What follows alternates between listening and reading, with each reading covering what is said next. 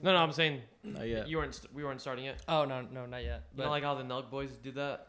Like, a little like casual start. they just like you walk in and it started. Yeah. You know? I thought that's what we were Some doing. G Here. shit, huh? We should do that. Huh? Are we starting? But yeah, some of the questions are real funny, Jack. I think it'd be fucking hilarious if like you put on a serious face, like on like Just act like real serious. yeah, act sophisticated. Bro, I act serious all the time. like you know, like who gets more fucked up? Sugar Sean, like all that shit. I got You know all these guys? Sugar Sean. Yeah. Yeah. Sugar Sean, Steve. Big UFC fan. So I Nelk know Boys. Sugar Sean. Nelk Boys, yeah, I watched their podcast. Steve will do it. I actually came across him like kind of late to the party. Okay. I had a friend tell Steve? me about it. Yeah. And then I saw all his videos. I'm like, holy shit, this dude is like abusing his body for views. Crazy guy. Yeah. And he's canceled now, I Man guess. from YouTube. Yeah, a little bit. Yeah, I guess. Not really Alright. canceled. Just He's on on Rumble. He's on Rumble. No longer on YouTube. Is it recording? Yeah. I'm in the shot. Yeah, I can see. Sick. Good. Are we recording here? Are we recording? We're recording. We're live.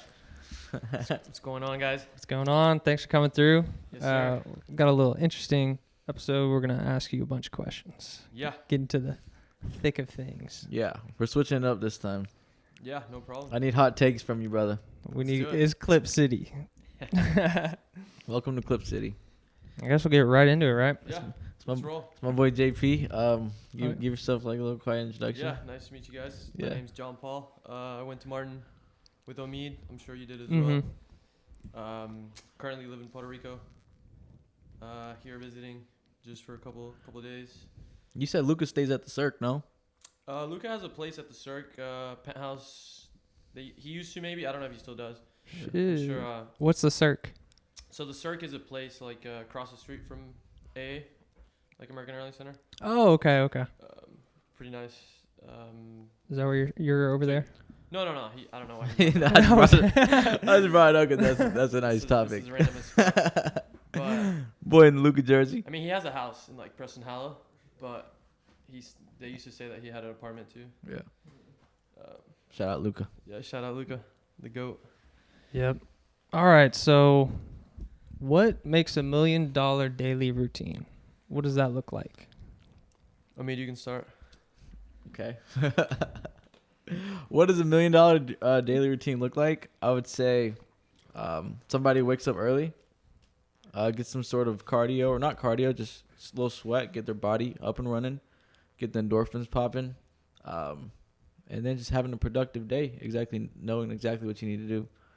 What do you think, champ? Yeah, no, I agree. I think starts with waking up early, making your bed, getting a little exercise in, a little sunlight in the morning to wake That's you up, huge. get the cortisol out, and yeah, I think those three things lead. Start off by leading. What's to a your good What's day. your routine like as of right now? Because I know you have a very good routine. Or in Yeah, Puerto Rico, in Puerto Rico. Okay, yeah, what would be your daily personally, routine in so Puerto now I Rico? wake up like 7 a.m.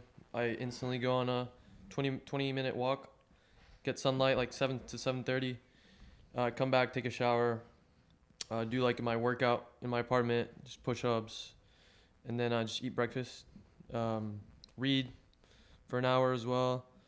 That's kind of about it, and then I start my day. That's powerful, man. I need to start doing walks in the morning, but kind of get your mind going. You kind of meditate in that early morning. I love the early mornings. Yeah. I get up, I work out in the morning. When do you wake up? 5 a.m. 5 a.m. Yep. Okay, so you're an early riser. Early riser, because I got to be up here, at 9 at least. And so I get a workout in. But before that, I do my meditations. I have a journal. I'm Okay. big into journaling. What's your routine, Jack? Because I know you are a morning person and you do wake up at 5. So what's your millionaire routine?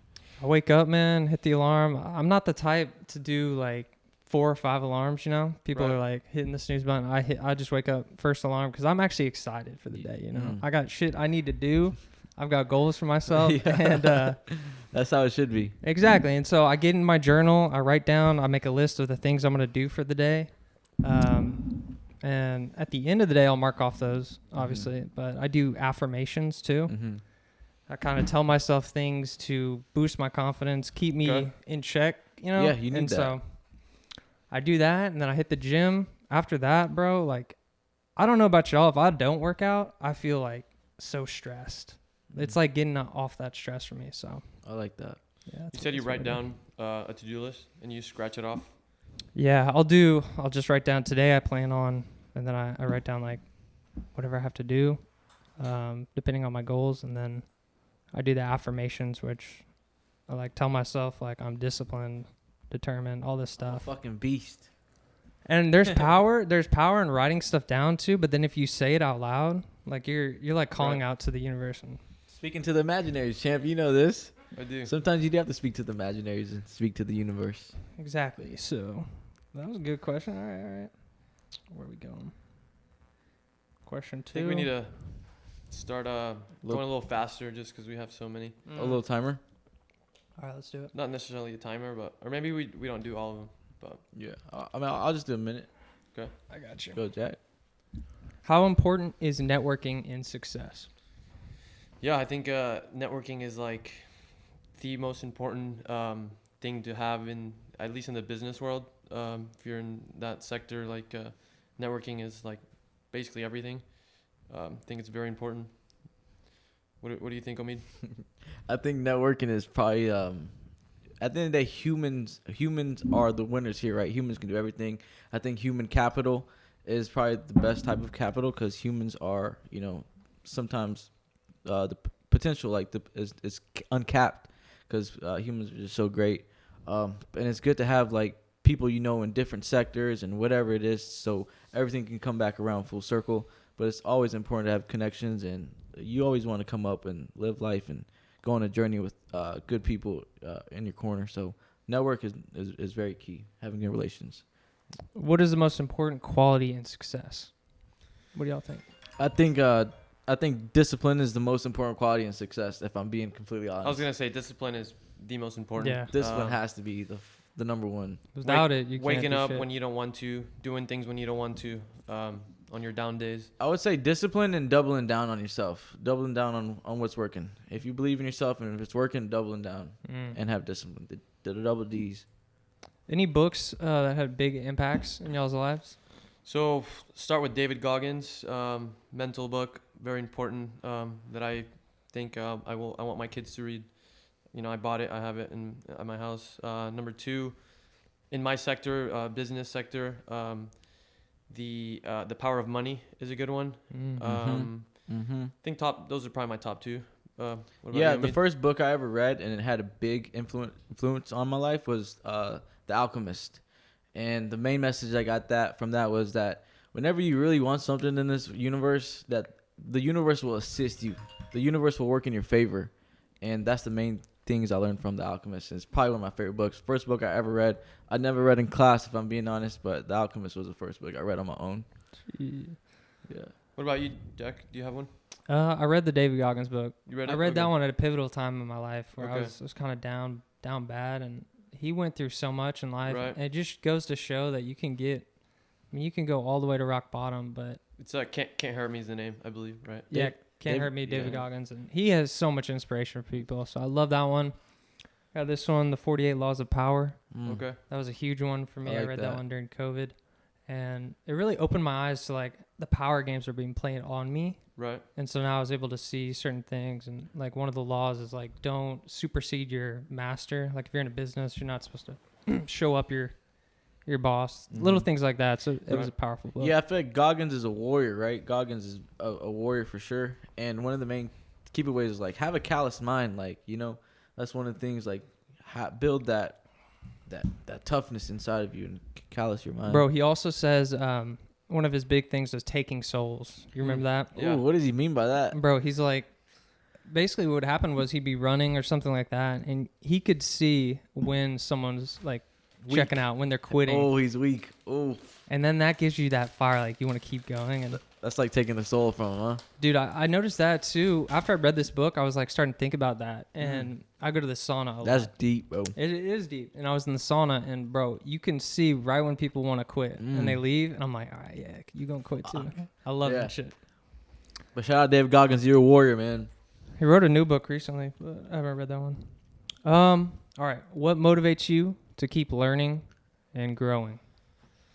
For me, it's again, it kind of goes back to my field, what I do for a living, and just when I see progress in what I do. So personally, I trade stocks. Me and Omid for the past 2 years trade stocks together every morning, day traders. And as I see success, that just motivates me to keep watching YouTube, keep reading, because I see myself going learning, going to that next level. Omid. What was the question? What motivates you to keep learning? We live in a very world filled with data, and I just think whenever you learn a lot, the more you know, and the experience you gain with that is just priceless at the end of the day. And Good answer. you can learn so much nowadays. You can learn 10 times more efficiently through YouTube and the internet than you can going to school or the traditional route. Like, the internet has unlocked so much data and key knowledge in this world, 100%. and that's my motivation. I think for me, what motivates me is I don't want to be a failure, honestly. Like, that's like the biggest motivation. Is like I want to make the people that believed in me proud. That's a big one. That's my big motivator. Very good answers. How important is philanthropy to you guys? Like giving to charity, Yeah, things like that. Don't you talk to me like when you want to grow up, you want to start like a scholarship or sponsorship Yeah, at UTA? of course. I think once you're successful, you have to give back. And personally, I want to do like a scholarship at UTA, just the school I went to. Okay. But yeah, I think it's important. If you have money and you can give, you should. Absolutely, man. That's huge. Yeah, I think always helping people out because, it can go a long way. Like, for instance, I had a worker of mine, her car broke down. I had an extra car at the crib. I ended up giving her, a car of ours, and it just helps them, and it goes a long way because, people have a tough life, and if you can help out the ones that need help, it's just good, and it feels good for yourself and your soul. I think it goes back around to karma being like a universal law. Facts. You help people, it's gonna come right back around. Or if you screw someone over, shit, it's coming right back for you. That's a beautiful thing, huh? How do you guys decide kind of where you invest your time and what opportunities you want to get involved with? So I think time management is very important. You need to focus it on kind of what you like in your life, what you're doing for a living, your career. Don't do stupid things. Don't waste time. Netflix, this and that. That's huge. Yeah. Omid. I think your time is so easy to get distracted with everything that goes on nowadays. But I was talking to Dave when he came on the pod, and how do you know to pursue something? Like, which opportunity you should pursue? It should be the opportunity that spark like a fire in you that pique your interest, that you gravitate towards. Like, you can't really explain why you like it, but you do like it. And I think those are the opportunities that you should look into and double down on and follow what you resonate with. Yeah, I think that's important because people will try to tell you what you should do. Yeah. And you just somehow, how did y'all like get through that with like people telling y'all what to do?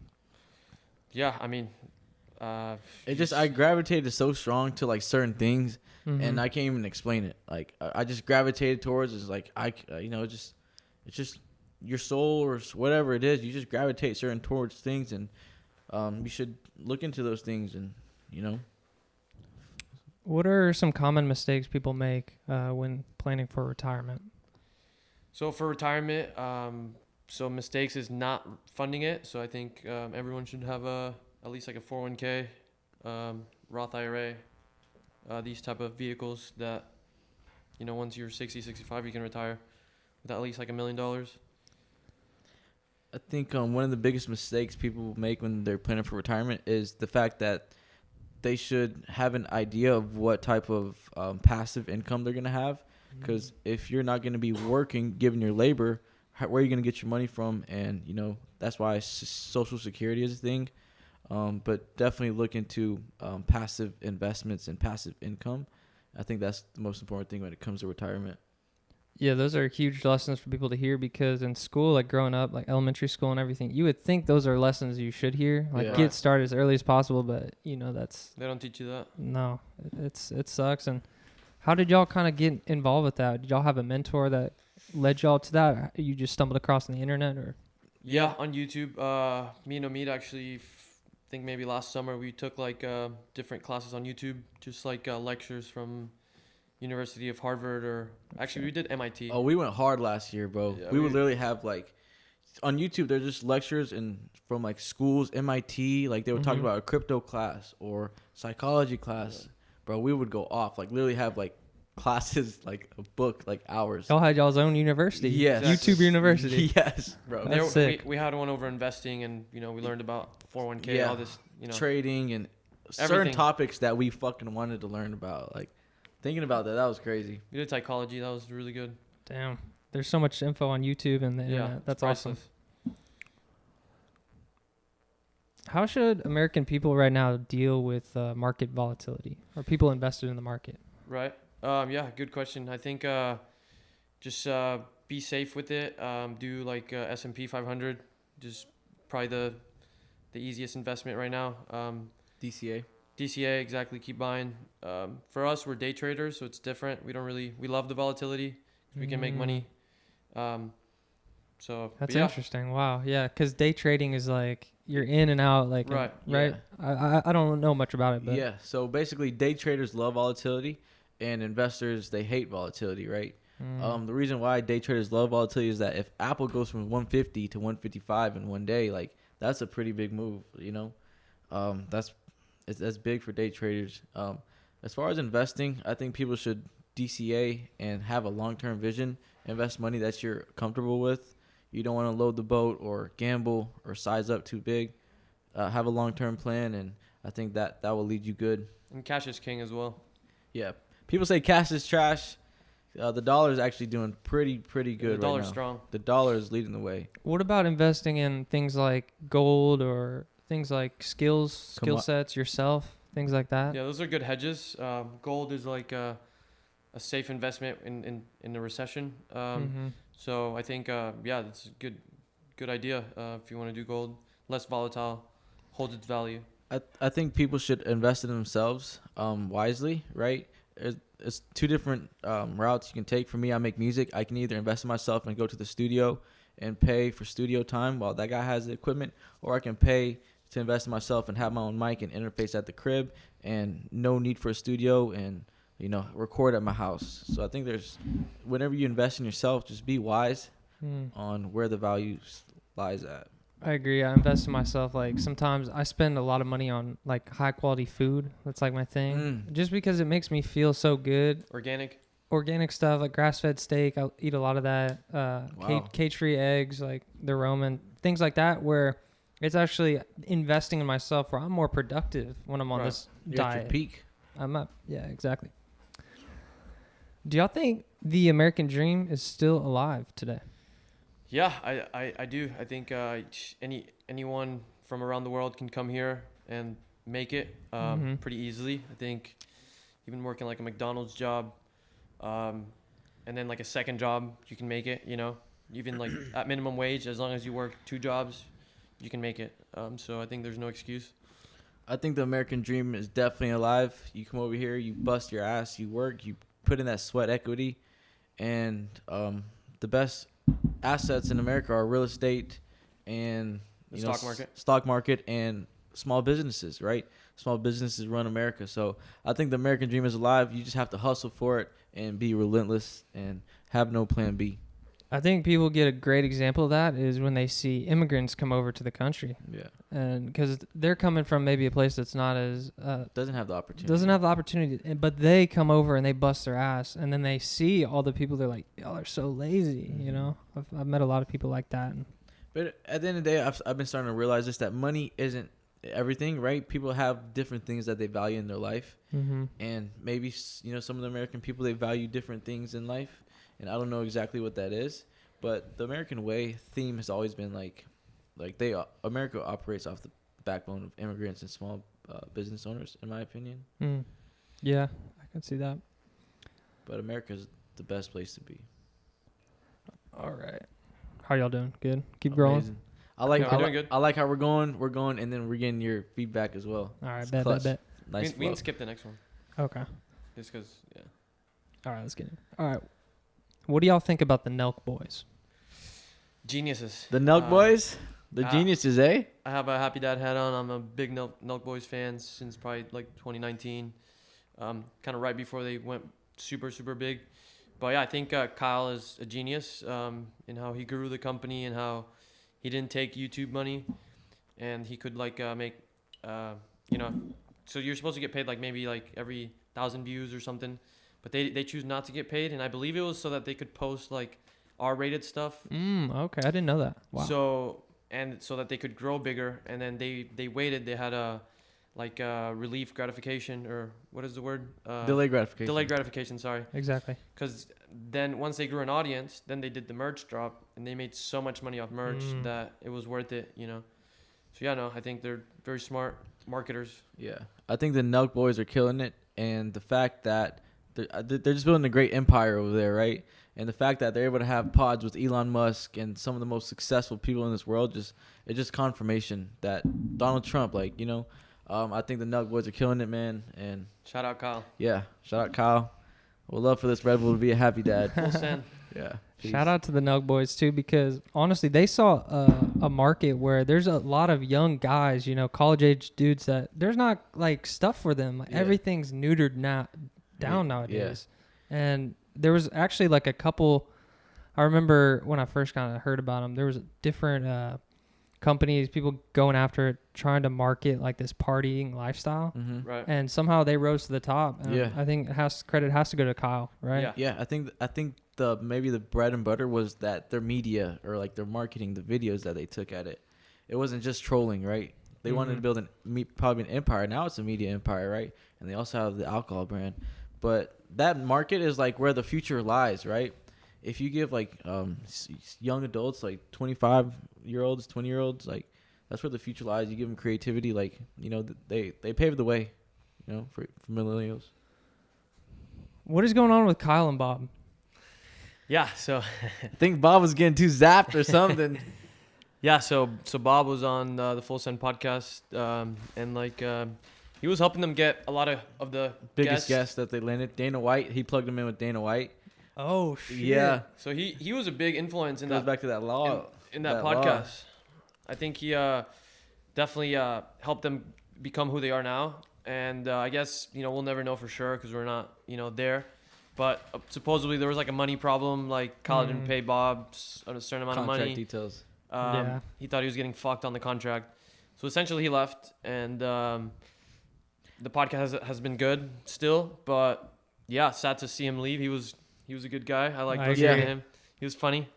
I miss Bob on the miss him too. podcast for sure, bro. I honestly thought he was the key to the podcast. Yeah. Because he kept talking, brought the energy. Yeah, maybe Bob was the key to the Full Send podcast. I think he was. I think, bro, he's hilarious, bro. I think him and Drewski are probably one of the funniest people, bro. How do you think they should resolve their issue? I think you should just pay him, bro. If you owe him money, Kyle, you're rich as fuck. They need to definitely get the band back together. Hopefully we can get Bob back on the Full Send pod. But Kyle doesn't need him, Yeah, Kyle doesn't need him. He doesn't need him, but we like people like him. Yeah, that's right. He should come back. He's a zap god. He's the zappy. He's the Zappy. head of the zaps. What is the definition of getting zapped? What's the definition of getting zapped? Yeah, getting zapped is just getting zappy, fucked up. Yeah, I guess Kyle invented that word. Zap or maybe Bob Menery, one of the two. Do you think that he was getting zapped on the podcast and that was an issue? Or no? Oh, he was getting zapped, and then for sure. He was getting zapped before the pod, and when he got on the pod, he just more zaps. Yeah, he was zapping. Yeah, hard. What's that thing that the Full Send's missing now that he's gone? What do y'all think? Just that charm from him, his personality. He's just a funny that's guy. Perfect answer. Icebreaker. Icebreaker. Yeah, very good talker. Yeah. He's also self-deprecating. He's willing to make fun of himself to make the guests feel comfortable. Yeah. He did that shit with Rick Ross. It was I would love it. It's gonna be so big when they get Bob back on there. Hopefully they do. That episode's gonna blow up. It's cause episode's gonna go the day one of the Full Send podcast, people they know Bob was one of the main guys and one of the coolest people. So it's gonna be a great video when they get back. Do y'all think that there's any sort of behind the scenes stuff where they're setting this up for views, chasing clout? Yeah, always a possibility. Thinking about it, I think so. Marketing campaign, huh? Because when he comes back, that pod is gonna just go crazy. It's gonna do numbers. And they both laid out their side of the story individually, and they're kind of saying they're done with it. But like you said, the video pops up on YouTube, bro. Yeah, It's going Bob is crazy. hilarious, bro. His stories on IG are just hilarious. Would you shoot your shot at Summer? Summer Rae? No, Summer. No. Bob's Oh, girl. Bob's girl. Okay. Summer, if you seeing this, baby, you're beautiful, and yeah, you look lovely. I can't And- do that to Bob. Oh It's yeah, my dog. Bob, I would never do that to you. I apologize. Good answers. What about top 3 celebrity crushes off the top? What y'all thinking? Karina Koff. That's my number one, to be honest. She's pretty bad. Yeah, she's very bad. What do There you you think? go. You top 3. I know you. Top 3? You always tell me your top 3, bro. Like, I'm trying Yeah, to I'm think. going blank. This girl that was on the on one of the Nelk videos, she pranked Steiny. Do you know who I'm talking about? Mm-mm. No. Julie Rose. No, she's Jake Paul's girl. Oh, she's hot too. Jake Paul's girl. Julie Rose? Yeah, no, but not Julie Rose. It's the other girl that was on the Call Her Daddy podcast. Oh, the girl who got who's like kind of crazy. She left. Not The girl who's not doing it now. Exactly. Yeah. That girl. She's pretty hot. Yeah. Yeah, she's hot. Um. What about for you guys? I think top celebrity crushes for me. I really liked young Selena Gomez. Like Selena Gomez, like probably from like 8 years ago. Yeah, she fell Looking off. back at the pics, oh, she was beautiful. I had the biggest crush on Paris Hilton growing up. Oh, Paris Hilton's a baddie. Yeah, I think it was like a combo of her looks and like the Yeah. high status. I like Alex Morgan too. She's very beautiful Mm. as well. Oh yeah. Very bad. Tough. Angelina Jolie as well. Okay, so back to the Full Send podcast. What do y'all think Steiny brings to the table? I think Steiny, he has that desire to always improve himself when he's sitting in the pod and ask the tough questions and ask the questions that will engage the pod. I think Steiny is a G. You know, he's a cool guy. He's a charismatic guy. I feel like Steiny pulls a little bit, you know? He's a G. I think he's a unique guy, unique personality. He kind of like acts like a fuckboy, but then at the same time he's like super responsible. So it's like this like passive aggressive style.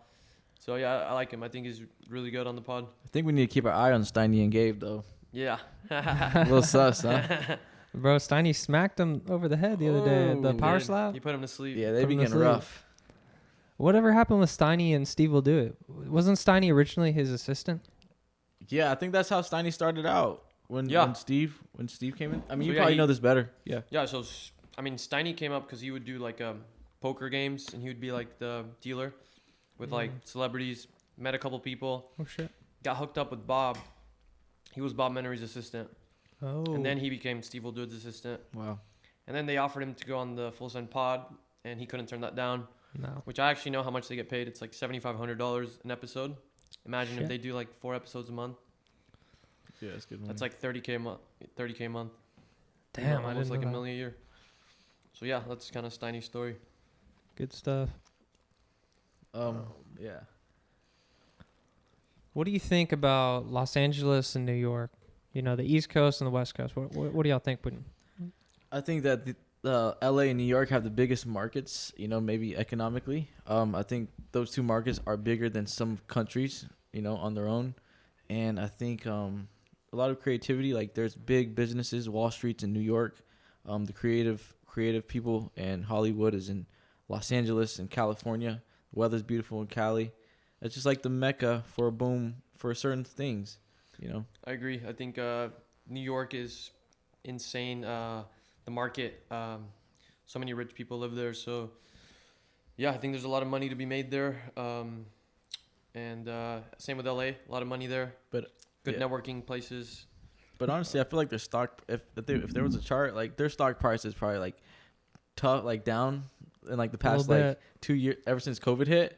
I feel like LA and New York stock price is down since COVID, and I think Miami and Texas. I think Texas. Stock went up. I think Yeah. Texas has gone up 100%. Oh yeah, in the Elon past Musk 3 fled, years. fled California. Joe Yeah. Rogan fled California for Texas, man. Yeah. And that's Texas stock price is up. Yeah. COVID aside, though. I think New York being like a melting pot. People come to New York from Europe and all these places. They come to New York, and I Yeah. think about New York, it's fashion. As they kind of set the trends for the world. People see it now with the internet. You can like follow. I follow designers like Ronnie Feek, you know, with Kith. Mhm. He started in New York, and he's got like a bunch of spots now across the world. But that kind of spreads around with the internet now. Yeah. And And then California being Silicon Valley, like they set kind of the internet in a Right. way. And so powerful places, but I wouldn't want to pay the property tax. Yeah, man. Yeah, property Or I mean taxes the are crazy. income taxes too. Okay. Champ's about to move to New York now. Maybe. Yeah. Really? No, just my buddies live there, so I work from home, so I'm gonna go. See what's up. Yeah, I just work from home. The city that never sleeps. Stay Mm-hmm. with them a couple months. What makes social media influencers powerful? You go first. Yeah, I think their audience. That's how they make money. They monetize their audience, their followers. That's why, they get paid to do ads, because the clients are gonna maybe buy stuff.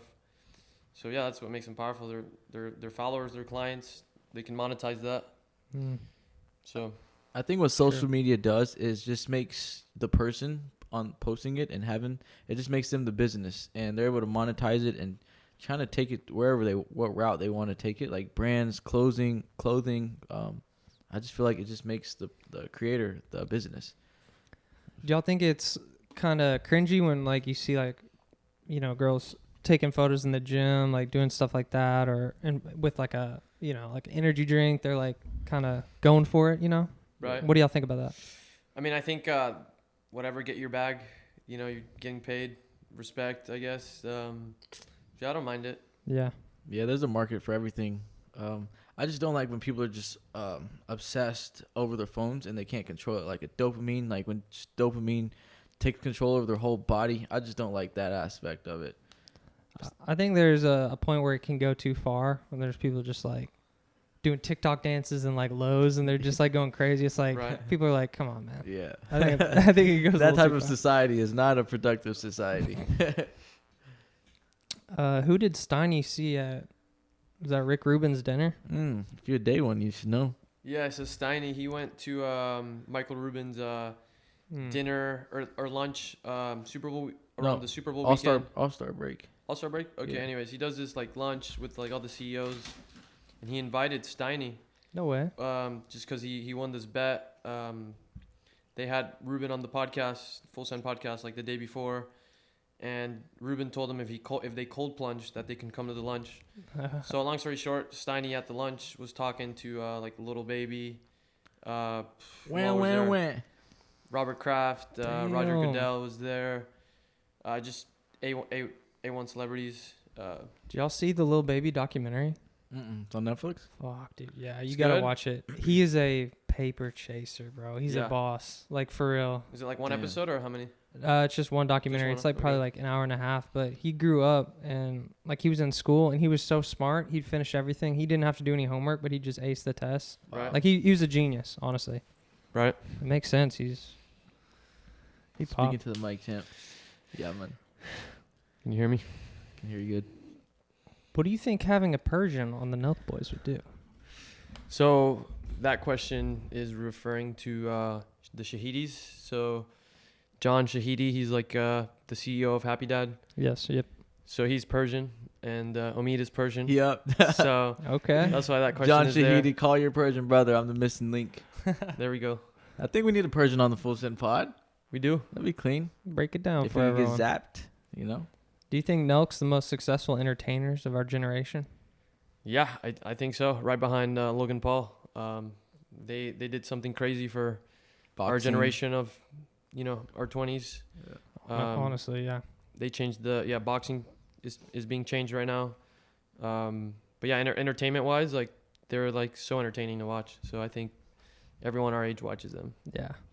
Yeah, they're killing it. Millions of views. Yeah. And the thing is, like, they're at the point in their career where they've had success, and now it's just like, which direction do you want to take it, right? And they're in their prime, It's just what are going to be the next 3 moves? Peaking right now. Yeah. So Steve Will Do It's banned on YouTube now, right? Steve's banned on YouTube. I think he's only on Yeah. Rumble, right? Yeah, Wow, bro, why they ban Steve? Steve got banned because he put a link to like a gambling website, Oh my god. and you Is can that like right? you can talk about it, but you can't have like an actual link because these Wow. guys, they stream when they're gambling, Yeah. so it's like allowed that you like stream it, but you can't have like a link directly to it. And he had like a stake link. Yeah, they banned him for Drake be that. posting those links like every No- other week. No link though. Like Oh. That's like the key And thing. Drake is Drake. Yeah. So he, Drake. nothing, no rules apply to him. But One of the things I love about Steve will do it is in his videos, bro. He just straight gives cash out. he does. He does. Changes his life like Bro. immediately. Goes to the gas This guy's station. nuts. Yeah. That goes back to that philanthropy. Exactly. This guy's nuts. Logan Paul and Jake Paul, where do y'all see them as entertainers, moguls? I mean, Logan Paul now has his drink Prime. If y'all watched the UFC last night, Oh, he yeah. has the huge Yeah. branding on the UFC. I think they're killing it with Prime. Shout out Logan Paul and KSI, bro. They're killing it with the Prime Energy drinks. And it just looks so good. Like the colors they choose, like they Red, chose. white, and blue, just Yeah. like Yeah. sick. It looks so amazing, like thirst quenching. But I think Jake Paul, bro, like you have to give the man his respect, bro. He's a pioneer, changed the game of boxing. He's provided a new market for boxers to come in and make their money and entertain, right? I just love Jake Paul. You have to respect him. He's just a pioneer, and I think he's absolutely killing it. He's really training too for boxing. It's not a joke. Yeah, and he went on a great run. So like, and he took some time off, and then he boxed Fury, and maybe they should definitely run it back, Tommy Fury. Yeah, like he got. I don't watch boxing at all. I'm like a UFC diehard Yeah. fan, but bro, he got me to fucking pay for the fight, like Yeah. watching it. It's crazy how many people he probably moved that lever to like Right. get involved. And And we're talking about McGregor versus Jake Paul. Like that would be one of the that'd be a big ass fight. That would be. that would be crazy. That's probably the biggest selling pay per view Yeah. of all time. I mean, Facts. what do y'all think the power of having like a good brother is? You know, Jake Paul, Logan Paul, Andrew Tate. Yeah. I think it's huge. You know, family over everything. Yeah, I think it's very helpful. Different bond, you know, with your brother. So. Mm-hmm. I think having good brothers in your corner is just so important. You can lean on them sometimes. Like they will inspire you, bring out the best in you, and you can enjoy life with and go on this journey with. What about you, Jay? You have a couple brothers. Yeah, man. Like you said, it's a bond that's just different, Yeah. you know. And then brother is like someone, like growing up, you compete with, Yeah. but it's like that iron sharpens iron. You like wanna beat them, they want to beat you, but it's all love, and you just want them to succeed at the same time. So That's a good way. That's a very good way to put it. Logan Paul and Jake Paul, are they moving to Puerto Rico? Yeah. Wow. So Hey, they're why would there they do that? Yeah, so in Puerto Rico, if you are an American citizen, you can move to Puerto Rico and pay 0% tax. 0% property taxes? No, there is property tax, but it's like a fixed fee. It's not like based on property value. So everyone kind of pays like $800-900. I know Okay. my apartment that I own, it's about that. So yeah, my dad told me it's like a flat fee. Basically, Interesting. Puerto Rico's like a tax hack. Yeah, it's a tax haven. Probably one of the main reasons that Jake Paul and Logan Paul moved there. I mean, we've never heard it from them directly, but you know, it's obvious. Why else would they be there? and Puerto Rico's part of the United States too. Exactly. So Okay. But this only applies if you're American and you move there. So if you're Puerto Rican, like my uncles that live in Puerto Rico, they pay 30%, 40% tax. So it's like a thing to attract investors Oh, I see. to bring, you know, revenue to Puerto Rico. But yeah, I like that they moved there because they represent Puerto Rico with on their shorts. They put the Puerto Rico flag. Oh shit. So they kind of like give us like, you know, a little marketing there. So I like that, you know. Yeah. They rock with their flag when they fight. Why hasn't Conor McGregor won a fight since Obama was president? McGregor hasn't won since Obama? Wow. Really? McGregor, bro, you need to win a fight, bro. Last time you won a fight was when Obama was president. He's about to fight this year. Come on, McGregor. Yeah, Let's he's gonna pick it back fight- up. He's fighting in July. Michael Chandler. Yeah. The thing for me too, I'm like a diehard UFC fan, is the shit talking's so entertaining. McGregor's like changed the game. The With that. king. The best. The king. The Jake Paul's doing it. You know, that's the Yeah. reason why people tune in. But Yeah. at some point, if you keep losing, it's like that charm wears off. Yeah. He's got to win. It's like you're just bullshitting. Exactly. He caught a bag and got lazy, essentially. Better shit talker though. Caught a bag and got zapped. Caught a. who's the better shit talker? Jake Paul, Conor McGregor. Ooh, that's a tough one. I think McGregor. McGregor's the OG. He's the OG I'd agree. with his Irish He's, accent. he's Jake Paul's daddy. Jake Paul gets under the skin though. Yeah. He pisses people off. Jake Paul bro. has his own like swagger, right? He has his own taste of how he does it. And he's a badass too, right? Yeah. He got a tattoo on his head. He's a warrior, I like that bro. tattoo. And I feel like that fight would be iron sharpens iron with McGregor and Jake Paul. Ooh, I think that would be a nice bout. Can you imagine how many people would be like waiting outside for the press conferences? Oh, Oof. yeah. Like that. They would need be, to make that They need to make that fight happen. Yeah, it might happen in the future. Honestly, I want to see Jake Paul fight. I think McGregor's scared though. Might be. He's smaller than him, but he doesn't back down to no one. How zapped would you be if you're at a party with Sugar Sean and Steve will do it? How zapped would you be? How's that? Would you be, champ? I'd be zapped. If you're at a party with Sugar Sean, I gotta go crazy with them. You know, it's probably once in a lifetime opportunity. I gotta get zapped as fuck. You gonna be full sending? Full send. Straight full send, huh? Yeah, too many zaps to function. I can't function at the zaps. Cheers. Cheers. Cheers, fellas. You want me to read any of these right here? You can skip over those. Skip that. Do the ladies love Drewski? They love Drewski. Yeah. Wow, that guy's a legend. I feel like all girls want just like somebody that can make them laugh and have fun with, enjoy time with. And that's what Drewski's a real, you know. Like a teddy bear. Like a teddy bear. Yeah, exactly. That's hilarious. Who do y'all think parties harder? Sugar Sean, Steve, or 6ix9ine? Steve will do it for sure. This guy's you know. I honestly think I think 6ix9ine, he's a crazy guy. He's one of the craziest guys we've ever seen. I think 6ix9ine, Tekwachi probably parties harder than Steve will do it, and Sugar Sean. Hopefully they can approve, like, give us what they think of this. Yeah, Who maybe zaps more? They'll give us a feedback here. Leave some in the comments or something. It's Steve or 6ix9ine, because Sugar Sean's an athlete, you know. Right. He takes care of himself, you know, ice baths, all that shit. Yeah, Sauna. Sugar Sean. I think he gets zapped there too every now and then. Huh? He might be the king of zaps too. Yeah, So- all three of them. Yeah. I went to Belize. I lived in Belize for a couple months. Oh, nice. And one of the biggest things that I noticed coming back to America was how fast-paced the U.S. is. Mm. And one of the things in Belize was people really like took the time to like say hello to you and care for you, and it was more family-oriented. Right. And it was just a beautiful place. But I wanted to ask you, what's the biggest difference between the U.S. and Puerto Rico? Yeah, I agree. Just what you just said, that the United States is way more fast-paced. So in Puerto Rico, like everything's like so slow. There's always traffic. People are just kind of taking their sweet time. You order food, it takes forever. It's like they're actually cooking it with love, you know, fresh. So yeah, I think Puerto Rico is very slow compared to the U.S. and it's not a third world country, but power goes out a lot. The infrastructure is definitely weaker. Places to eat close early. You know, here you can get food 24/7. McDonald's, Whataburger. There you can't. There past like 9 on a Wednesday, you're fucked. Like Monday through Wednesday, you can't get food. I would Past say like that's a that. better thing though, honestly. Less temptation to like go for the shitty food. Okay, yeah, you could look at it from that angle.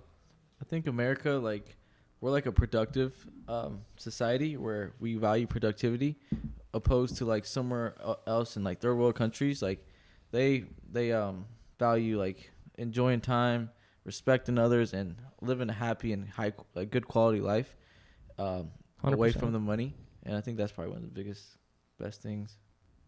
Agreed. Good answers. We'll clip that. We talked about the tax hacks already, yeah. Yeah, we did. Can y'all explain the difference between a traditional IRA and a life insurance policy? Yeah, traditional IRA, you pay taxes on one of the sides, maybe pre-tax or after you pull it out. So an IRA is essentially just like a retirement fund. That's what it stands for. And you put money in the account and kind of goes in the market or wherever you want it to go. So the difference would be the taxes. An IRA, you get taxed. A life insurance policy, you can get away with investing for your retirement tax-free. Oh, for So real? there's life insurance. It's like a life hack. Oh, shit. Yeah, you can essentially put a certain amount of money a month and go kind of like towards a 401k, but tax-free. Dude, I'm So- about to get this going. Jack got the shades on, huh? I got the red lights on. Yeah. Yeah, it's called like Cash Valley Life Insurance. If you want to look into it. Okay, yeah. Thanks for telling me. I'm gonna Little look that tax up. hack, huh? Yeah, Yeah, it's We a love a tax little hack. tax hack. I'm about to come to Puerto Rico too. Yeah, let's go. What are some tips in managing personal finance? Do y'all have any things that helped y'all? I think for personal finance, you always want to have money put aside, not even in a bank, for a rainy day, right? Because you can trust the banks so much, right? I mean, the banks are there, like they take care of you. But if a rainy day comes, you should definitely have some money put away. Cash. Cash is king, Mm. and I think you should have safe investments. Real estate is one of the best investments to The have. best. Number one investment, not volatile, increases in value, gives you passive income. The best. Real estate is the best. And yeah, that's advice I got. What about for like the person just getting involved with this stuff, like someone who's just out of high school and doesn't know really anything? And they're getting into crypto or stocks. Yeah, if they're jumping straight into like they want to invest all their money in Dogecoin, what would you say to them? Just buy and hold. It's gonna go up. Nah, I'm kidding. I'm kidding. No, I would not touch Doge. I think it's a horrible investment. Doge should be something you put like $100 in, 500, 1,000, whatever is good for you, but very small amount. It's a very risky investment. I think the best thing I could tell somebody who's coming out of high school and wants to trade crypto or stocks for a living, I would say focus on building yourself up first. Build a machine. Build yourself a beast. Have discipline. Go to the gym. Do the things that you tell yourself you're going to do. And then obviously learn as much and soak in as much knowledge on the charts and crypto. And there's just so much knowledge on YouTube and everything that you can learn. Stick to what's working and do that. That's a good answer. Good answer. Thank you. What does Bad Bunny mean to Puerto Rico? Bad Bunny, baby. Bad Bunny's icon. He's He's he's bigger than Drake. Yeah. He's No. bigger than the president. He is. Holy crap. So yeah, I know he put us on the map. He's an icon. He's a celebrity. Shout out Bad Bunny. Shout out. He's the GOAT. Dude, I saw a video of him performing on top of a gas station canopy. Yeah. So Bro. funny story. I live on that street. Yeah. No way. We drove past that gas station like 3 times when I was down there in January or February, early Feb. I live like 2 minutes on that street to the left. Like They had like in a one little direction. a banner of like Arcangel and Bad Bunny. That's how Yeah. you say his name, right? And it's like, oh. Damn. The thing is, we were in Puerto Rico when they dropped that song. Have you heard that song, La Jumpa? They made a music video. Mm-mm. That gas station music video, like that's Oh, the okay, one. that was the song. And we were bumping that shit in Puerto Rico. Bro, it was the biggest vibe. And then he gave Luca a shout out, so it's kind of like, bro, it's perfect. Like, we're from Dallas. You see the guy's jersey, Right. Luca, step back, like, shout out Bad Bunny, man. He's bigger than Drake. He's bigger than the president over there. You know what I'm saying? Shout out Bad Bunny. He is. Yeah. Okay. Bad Bunny, baby. Difference between day trading and investing. Yeah, day trading is what me and Omid do, which is you buy Apple at 10:55 a.m. and you sell it at 11, 5 minutes later. So that's day trading. Investing is buying and holding. So for investing, quick piece of advice to anyone listening, you want to buy S&P 500 and let it sit there for 30, 50 years. That's But what this is not investing financial advice at the same time. Not financial advice, but that is what I recommend out there to anyone that wants to start with stocks. Speak to a financial advisor. Buy S&P 500. So Everyone- I'm not giving financial advice because I bought Dogecoin when it already peaked, and I lost like $400 on that thing. Fuck. Jack bought Doge at 70 cents or what? Yeah, it was crazy. Bro, Okay. I owned Doge when it was under $1, like 0.300, and I sold like a couple weeks later because it wasn't moving. But hurts, right? knowing that Elon backs it should have just gave me the green light. That's what I was about it because of that. It ran too. to like 70 cents in like the crypto bull market. Imagine owning that less than a penny. That's every cent you're doubling. That's like Warren Buffett type shit, huh? Cha. that's like the day trader's dream, right? To have those like penny stocks or whatever to like Yeah. just like boom one day. To moon, to send. Yeah, Send. some day traders do penny stocks. I personally just do big caps. So Netflix, Amazon, Apple. Okay. These I only trade like 10 tickers. Are you tapped Oh. in to like different podcasts? Like, how are you getting your info on terms of investing? Yeah, so I have one main podcast I watch called the All In podcast. It's okay, with you the told me about it. Yeah. four billionaires. So I watched that one. I don't really like to watch the news. When I trade stocks, I do technical analysis. That's what I rely my hypothesis on. You know, when I go into a trade, it's all based on what the chart is looking like and not based on the news. So I don't think the news affect day traders like me and Omid. I think watching 4 billionaire best friends talk and have a conversation like they do in the All In podcast is 10 times, 100 times better than the traditional media. Like, you can't believe them. No, you cannot trust them. Jason Calacanis, Shamath, David Sachs, and David Friedberg. I don't know if you've heard of any of these four guys. I wonder what Heard of Shamath thinks of Chamath. my sweater. I wonder what he thinks of my sweater. Huh? Yeah, Shamath is known for wearing like $3,000-$4,000 like Damn, billionaire. sweaters. Yeah, That's billionaire- crazy billionaire too. Problems. Billionaires get to talk and you can listen in for free. Fly on the wall. Exactly, bro. That's you know how that's valuable priceless. that is? Yeah, That's priceless. All In How- podcast. Power of I pods. recommend it every Saturday. I'm gonna look into it, man. I need to watch one. Do you want to talk about Bitcoin halving? Like, Yeah, what, we can. like, what is a Bitcoin halving? Like, what's the significance of a Bitcoin halving? So a Bitcoin halving is when so let's say there's this concept called mining Bitcoin. Right. So essentially you plug in a computer GPU and it generates power and it runs this program and you get rewarded in Bitcoin for free. When the Bitcoin halving happens, it takes twice as much power to gain that same amount of Bitcoin. So essentially, every Bitcoin halving, it gets harder and harder to mine Bitcoin. So the amount of Bitcoin in circulation is decreasing as it gets harder to get more. So a Bitcoin halving could be considered bullish for crypto because it essentially makes it harder for you to mint or mine Bitcoin. Supply. So supply demand, the supply is going down as every halving happens. So that's Oh, kind of what it is. Is it about to split? I think in 2024 is the next Bitcoin halving, Correct. and that may be a good indicator for something to look forward to in the future, right? Yeah, it could be a catalyst for crypto to go up. Who knows, though? Do y'all believe the guy who invented Bitcoin? Do y'all think it's the government or do you think it's Like, actually? who is Satoshi Nakamoto, bro? Who is that guy? No clue, bro. I think Sergey definitely not the Sergey government. Nazarov, is that him? Sergey, yeah, Sergey. Actually, that's how you pronounce it. Think he's the Bitcoin guy? Maybe. People are speculating he is. No, he's saying Sergey because Sergey is the CEO of Chainlink. It's a Okay. cryptocurrency that he's very heavily invested in. So this is Chainlink's based on smart contracts. Is that smart correct? contract. Correct. Connecting the real world. So you know a Web little bit 2, about crypto. A little bit, yeah. Web 2 to Web I read 3 this book a while back, but Yeah. on chain.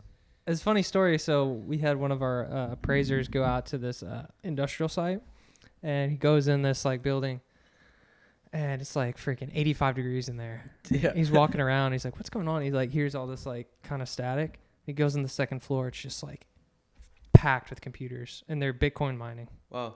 And the guy's like, "Don't tell the bank we're doing this." It's like, damn. That's but funny. Illegal shit, huh? yeah, let's go. What was I gonna ask? Oh, they're about? really mining Bitcoin. Wow. I had some crazy stuff. Have you ever thought about doing it? I have. You have to have so much power to make it worth it. Yeah. If you start small, like you waste a lot of electricity, so there's not that much profit into it. I think it's also very saturated. So many people are doing it. So yeah, I never did it. Do you think that quantum computing is gonna destroy Bitcoin? Quantum computing, yeah.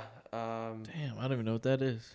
So are you referring to the power, like? I'm referring to the ability for people to kind of outdo the ledger as it's going and be so fast where they can kind of take off the top and then replace it. And Okay. Have you So heard like, of that? Like super fast speed, like Exactly. powerful. Okay. Yeah. No, I have. Yeah. No, that's a threat. Kind of like AI almost. Yeah. Kind of goes hand in hand. How they can get so much information so quickly. Yeah, it's frightening. Before a human can even like blink. You know. Mm-hmm. Yeah. No, it's insane. Yeah, I think whoever has the better technology is always gonna win. Yeah, that's what wars are gonna be based off in the future. You know, it's not gonna be a blood war. It's gonna be a cyber war. You know, that's what the future has in Hopefully. store for us. Yeah, I think it's already being. I think there's already a psychological war going on for people's minds. Right. Are you gonna take the red pill? Or are you gonna take the blue pill? Yeah. I feel like, it's easy for an outside country to manipulate what we see in the news, and what we see in the news trickles down to the society. And if you can do that, then yeah, they definitely can control you and manipulate you. I looked into this video. I came across it. It was this former KGB agent. KGB, what is that? It's like a Russian. Russian. Have you seen this video? Do you know? No, but I know that like Putin is a KBG officer. Yeah, and so basically he was talking. He had fled Russia and he'd come to America, and he was kind of telling the secrets. And he was talking about this concept, ideological subversion. And that was something that they practiced in the KGB, where basically you infiltrate the university systems in America. Yeah. And you start teaching them all this stuff that's like fucked up, like woke stuff. And then you infect the youth in order to subvert their ideology into socialism, all this stuff, to ruin America. He said it takes like 60 years for it to happen. Fuck. And I feel like they're succeeding. They planted the fucking seed. Yeah, it's crazy stuff. Shout out James Bond, MI6 agent. Well, Jeffrey Epstein, they said he's an asset for the Mossad.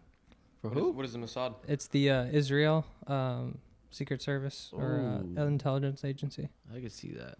He was an asset to them. They say that, or the CIA, because of what he was doing, where he was like getting all these rich people, tech people, billionaires onto his island, and there's all these girls around, right?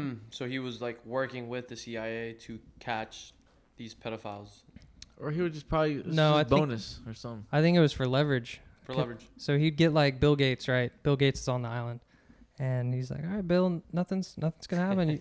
Look at this beautiful girl, right?" Little does he know she's 17, right? Right. And then he goes in a room, fucks her, whatever, Right. and then the whole thing's on camera. Ooh. So now he has like blackmail on him. And all the people that were on his flight logs, like you look into it, Yeah. Bill Clinton, Donald Trump, Chris Oh my Chris Tucker was on God. it. Like Bro, no, it's it's crazy. Real rush hour. A-list right there. celebrities. That might be for the after show. Yeah. Sorry, I had to say that. Thank you guys for supporting us on Patreon. Okay, let me get some good ones. Ooh. What do y'all think about that one? You think crypto's like decentralized? If you're being honest, like I think so. I can't grasp in my head like what a decentralized network looks like. So for example, cryptocurrencies are decentralized because they create a script or like a code on computers, and then they run it. And I guess they maybe like lock themselves out from changing it in the future, or like how, because I feel like there's still Yeah. someone with access maybe to on the back end. So I don't see how it can always be 100% decentralized. So it's something that we can't really grasp in our head unless you're like super computer techie coder guy and sees how it works. So yeah, I just feel like there's always maybe a back end point for whoever actually created the program. So yeah, I don't know if they're actually truly decentralized, but I think so. I don't know. I think Bitcoin is probably one of the only cryptocurrencies that is 100% decentralized, right? Because at the end of the day, it's just the protocol and the code, and there's no entity behind, right? There's no Bitcoin entity. But what if someone had the power to change something or and hack some accounts and that- somehow? and that's you know? what separates We never know. We'll never Bitcoin know. project from all other crypto projects, right? All other crypto projects at Ethereum, there's Vitalik, right? There's an entity, right? There is. And there's an entity, which means it's controlled and centralized by them. So how decentralized is it? And when it comes to software, bro, I feel like there's always a back end, right? Right. Someone has to control the back end. So I don't know. Software is a tricky game. It is. Yeah, I What do you- think, like you said, Bitcoin could be the only one because, I guess they know that it hasn't, like, maybe they see the history of the log on the code and see if it has been altered recently or not. Maybe by that they can see if Yeah. it's truly decentralized, and someone that knows how to read the script can really tell you. But yeah, no, I truly don't know if it'll ever really be decentralized. Yeah, it's honestly, it's so hard to grasp. Yeah. Like it's tough, like you were saying. But for Bitcoin specifically, they have a limit on the supply. 21 million. Allegedly, that's how he designed it. Was there's a limit. Whereas, like you're saying, for Ethereum or these other ones, these guys can print more money if they want, Correct. which is kind of one of the main things people invest in Bitcoin for. Correct. Get away from that. Yeah, I'm a big crypto believer, and I think it's Bitcoin. That's it. Maybe some Chainlink. Probably my only altcoin I agree with you. that I like. Yeah. But if you're gonna invest in crypto, you need to buy Bitcoin. And people that are thinking like, oh, but I only have $1,000 and I can't even buy a full Bitcoin. Like, why would I buy Bitcoin versus if I buy like an altcoin that's like a 1 cent, I can buy so much more. But And no, the you can't. upside is higher. Yeah. That's true, and you can think that way. But I think at the end of the day, you're better off buying Bitcoin. Yeah, I think Yeah. at the end of the day, there's gonna be probably 3 real winners in the crypto space, and I think gotta have a straight focus when it comes to investing in any other projects. But Bitcoin is a mother. Yeah, Bitcoin's the mother. It's like S&P 500. Without Bitcoin, nothing else can go up in the crypto world. And you Man. can fractionally invest too. You don't Yeah, have of course. You don't have to have 45K or whatever it's Right, at. You know. one full Bitcoin, of course. You need a DCA, which Mhm. stands for buying every month, no matter at what price it is. And in a year, even if you bought it too high or too low, it'll kind of average out. Okay. Is that dollar cost? Dollar cost averaging. Okay. But if you look at it, bro, the number one asset in 2023 so far is what? It's Bitcoin. It's crazy to think about that. I saw that stat. And It's the highest percentage from. yeah, it's holding its value, and it's gained the most value in 2023. And I feel like Bitcoin and cryptocurrency is a risk on, and it's a leading indicator for a lot of markets. Because if you pull up the BTC chart and you compare it to the Tesla chart, Tesla is just a couple months behind the BTC chart. Right. So I think Interesting. there may be a little compatibility. Yeah, Bitcoin, I agree. It's a leading indicator because people get rid of their riskiest asset first. So If they're when you- risk on, if Bitcoin is pushing, it means we're in a risk on yeah, environment. if you see Bitcoin pushing, that means all stocks should be easily running upside, because if the riskiest asset is going up, everything else is gonna go up before it, and then vice versa. Once you see Bitcoin start to go down, that could be a leading indicator that That's hey, maybe the safer housing assets, maybe the housing market, maybe the stock market's about to come down because bond market, people is are better. selling the riskiest asset right now. Yeah, it's just a way to gauge risk in the markets with Bitcoin. What would you say is the value of Bitcoin? Yeah, I truly don't know. That's a very tricky I think question. the value in Bitcoin is that it's decentralized, right? America, the U.S., the West, we love decentralization, and maybe that's what Bitcoin gives us. That's what Bitcoin it empowers the people, right? Yeah, you can pay someone across the country that has an internet connection. Yeah. You can exchange value there. Yeah. Where you'd have to go through maybe a credit card processor. Yeah, Visa or MasterCard. Yeah. They make money off On- a fee. On the weekend, I think Bitcoin processes or actually no, Bitcoin is bigger than all the banks in America combined, market cap. Bitcoin is worth more than any bank in America. That's scary because we go back to who created it and man, I don't know. But At the end of the day, I think we live in a physical world, but the digital world is advancing at a rapid pace, and to think that there won't be a digital currency or digital innovation with money and monetization, I think it's something you have to be aware of and realize that No, digital it's age coming is for sure. I mean, cash is going to be a thing of the past probably in the next 50 years. Cash is king. damn. No, cash is king, but what I'm You saying can is buy guns and stuff like that when I'm talking everything's literal just- cash. You cash could mean money you have in the bank, right? That's cash. It's liquid. Yeah. I just think actual physical paper cash is going to be gone in the next 50 years. I can see that in an all digital world. Yeah. Yeah, digital currencies. What are they, CBDs or Fed coins or what was that? You're talking about the stable coins. Yeah. So Mhm. USDT, cryptocurrency stable coin. Central banks will start dropping a coin. Because I think in China they use an app called yeah, they use Isn't it WhatsApp? WeChat. They use No. WeChat Oh, in yeah, China, and they have everything on there. Their And that- license, their and that's one of the biggest. No way. vaccine card, their bank account, their grocery shopping, all in one app. And that's one of the main things that Elon was like, bro, we need to create something. Why doesn't America have something like WeChat? in China, you know. So I think that's maybe one of Elon's biggest, you know, motivations to What maybe he wants create like a to do. WeChat. That's interesting because you were saying America loves decentralization, Yeah. and that's the opposite. Yeah. Everything in one. Yeah, And, that is the opposite. But I mean, that gives a lot of power to whoever creates it. Like Elon Yeah. gets a monopoly over. I think like America and like free speech is kind of like decentralization. Like if you think about it. Yeah, like everyone can has their own opinion. You're allowed to have it. You can say whatever you want. Yeah. That shit's. They want to take that away though. China. China virus. China, they're tracking you. They like AI and controlling you and seeing what time you take. Yeah, they know when you took your last shit. I had a friend go over there, and he said there was so much smog, bro. They're what? Smog, y'all know, like Yeah, no, like smoke in the It's air. terrible. Their Yeah. pollution is so bad in China, mainland China, that people wear masks before COVID. Oh god, that'd be So- crazy to go there. It'd be really interesting. Yeah, I want to take the trip for sure. Yeah. China or Japan. Like think I'd of, love to go to Japan. Yeah. yeah, Japan has a nice society. America has like, you know, immigrants, like that's like kind of the backbone of America, small businesses and hardworking immigrants. Yeah, that's what America. In China, it's just the thing that they have going for them is manufacturing, right? And that's the main thing in China. Sweatshops. Sweatshops, yeah. It's crazy. What happened with Terra Luna? Is that a coin?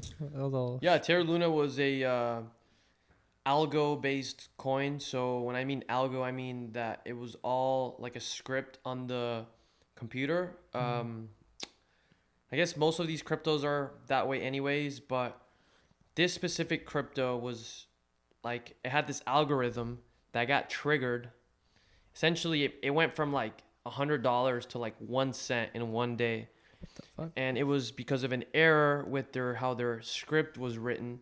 And essentially, the algo just started selling for everyone due to, I guess, too many people selling at once.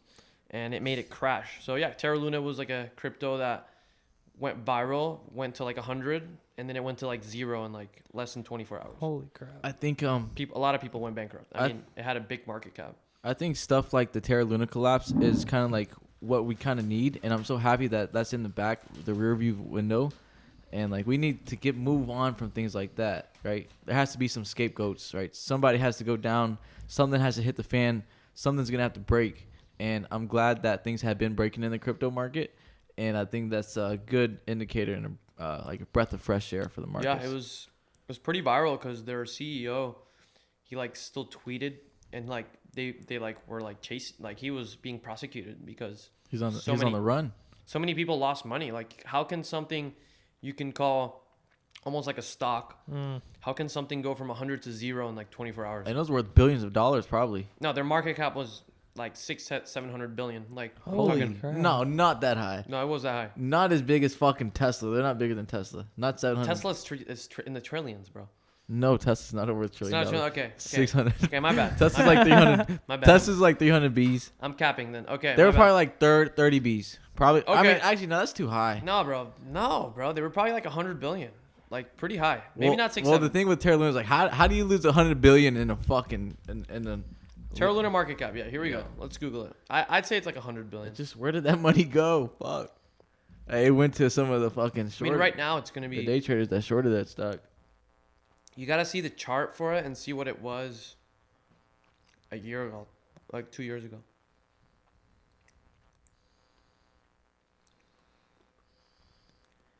Yeah. Okay, go to the peak. Yeah, all. Hold on. You got all probably. Yeah. Well, they're a shit coin now. This See, it was was- the peak. I think that's 10 billion. Yeah, maybe Amida's right. Yeah, the market cap. Yeah. Was that 10 bill? Try, yeah, go. You see where it says price at the top? Yeah, press market cap. Yeah, I told you. Yeah. Either way, 700 million. Not even a billion? No. Oh, I think that's very old. In September 11. Yeah, no. Go to. It's just crazy. Like, how do you evaporate 600 million or a billion with like? It wasn't 2022. Yes, Yeah, it it was maybe 22. Anyways, yeah, Terra Luna, crypto failure. They essentially put a bad name on crypto, right? How do you let something go from 100 to 0 in less than 48 hours? That's what people are afraid of with crypto, is like that volatility. Even with Bitcoin crashing, down during the whole thing, people love to like criticize Bitcoin when that happens, Yeah. Right. You just got to remember the principle of it. And you're an investor when it comes to Bitcoin. Probably you want to hold long term. Yeah, the biggest thing for me with Bitcoin, I've invested in Bitcoin and a little bit into Ethereum, but Bitcoin is the fact that it is finite and it's decentralized. Correct. You can trade it across the world, and So that was a big thing. You currently hold some Bitcoin, some BTC. Yes. Okay. Do you have it in a private ledger or I have it in a Coinbase account. on Coinbase? Yeah, Ooh, that's okay. what I went with. I felt like that one was the biggest company that got involved. Yeah, and that made American me company. feel a little bit safer. But SEC. I think just because they're a public stock, the SEC kind of regulates them. So I think you're in a good space there. okay, that's good. Not be off fine. waters or none of that. But I do recommend not to have it on a crypto exchange Yeah. and transfer it out to a private wallet. Okay. Exodus being my favorite online wallet, or you can have like the ledger, physical ledger. I'm gonna need to get with you after this. Yeah, they say I don't didn't hold do your that. crypto coins on the Just because if the exchange goes down, yeah. your coins are gone. That's a custodial wallet where you have it on. Mm-hmm. Custodial meaning that they have access to it if they want. Technically, they could sell your Bitcoin to someone else Yeah, or like hack you. that's So scary. Your money's in a custodian account. You want to have it in a private wallet. Okay. But right now, it's in a custodial wallet. yeah. And with the private wallet, are you able to buy it from there? You're not. Good question. Mhm. So no, a private wallet is strictly just like a physical wallet that me and you would have for our cash. Okay. You can't. It's not an ATM in your pocket, right? It's Yeah. just where you store your money. So that's the same concept. What you can do is trade it. So and not trade it in the sense like you can exchange it. Like you can switch. Let's say you had Bitcoin and you want Ethereum. Most private wallets will exchange it for you. So let's say you had, I don't know, 10 Bitcoin. You can trade it for like, I don't know, 50 Ethereum. Like, and they'll do the exchange for you. And they're going to fuck you on the fee. They're going to charge you, they're going to charge you 2-3% or something crazy. Oh. So, yeah. But it is the safest to hold your Bitcoin just because a private wallet, you're the only person with the keys. So the password, essentially, who can access it. I need to memorize my phrase. Your phrase? Yeah. Write it down. Y'all got y'all's memorized? I got mine written down. Yeah, I have mine on Exodus. I'm bad with passwords. I'll set a password and then like refresh my screen and forget it. You need to write it password down. Manager. Yeah. You need to have a piece of paper and write it all down physically. But And going put back, it in your safe. That's kind of going back to the digital age and everything. Like I have a password manager, and that manages all my passwords. But Okay, is that a program? it's a program. Yeah, it's called LastPass, Okay. Wow. and it autofills me. It's on my phone too. It's really helpful for remembering stuff and accessing it. But bro, they had a data breach. Oh wow. It's like, hey, you should probably change your master password. Like, Jeez. It's like the number one job.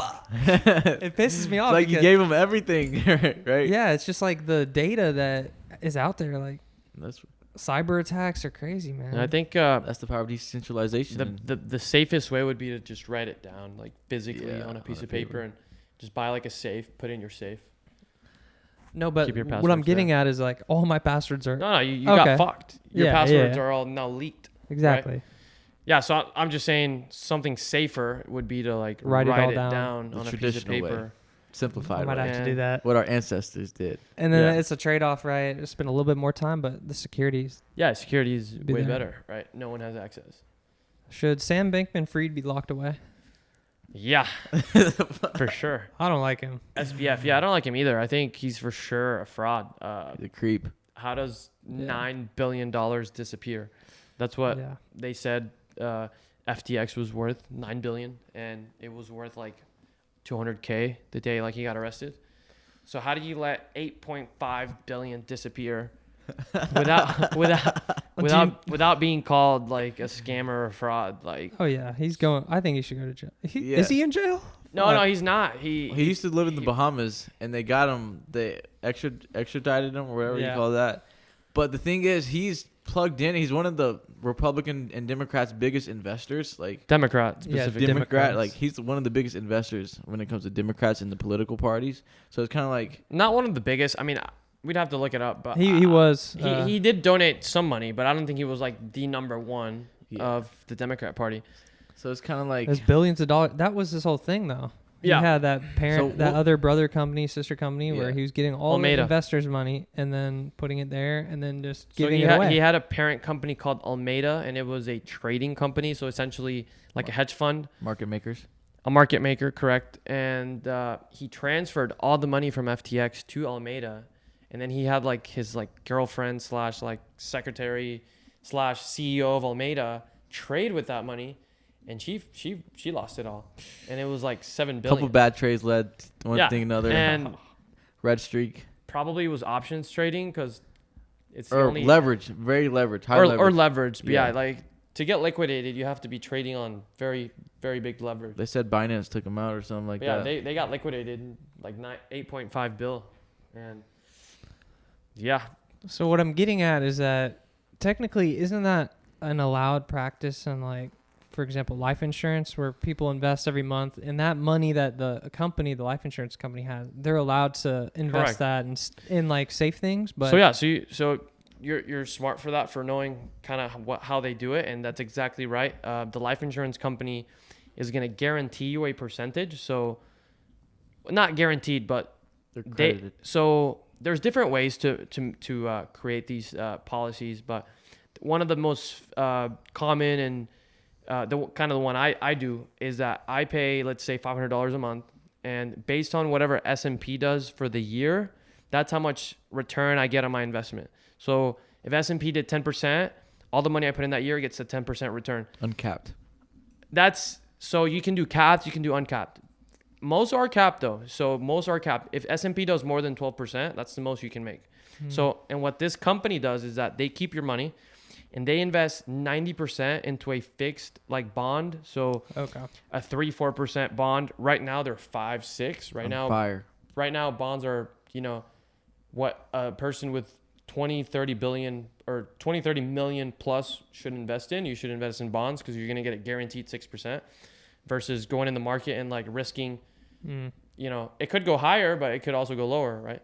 So it's not guaranteed.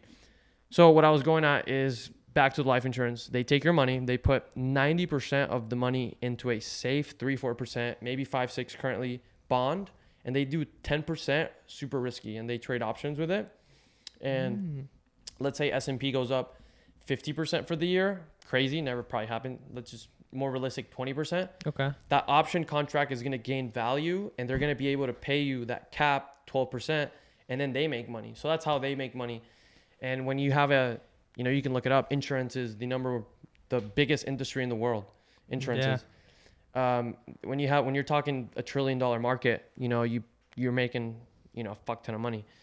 So yeah, they make money on the spread essentially. A little, they use your money to make more money. man, keys to wealth right here. That was Yeah. a fucking clip. Yeah. Let's go. And so then translating that to what FTX did and Sam Bankman-Fried, he didn't have those safe they were going crazy with They were that. leveraged They up. must have been leveraging. We don't know for sure. I don't think all of it was in that, because he can't be an idiot and go all in on something.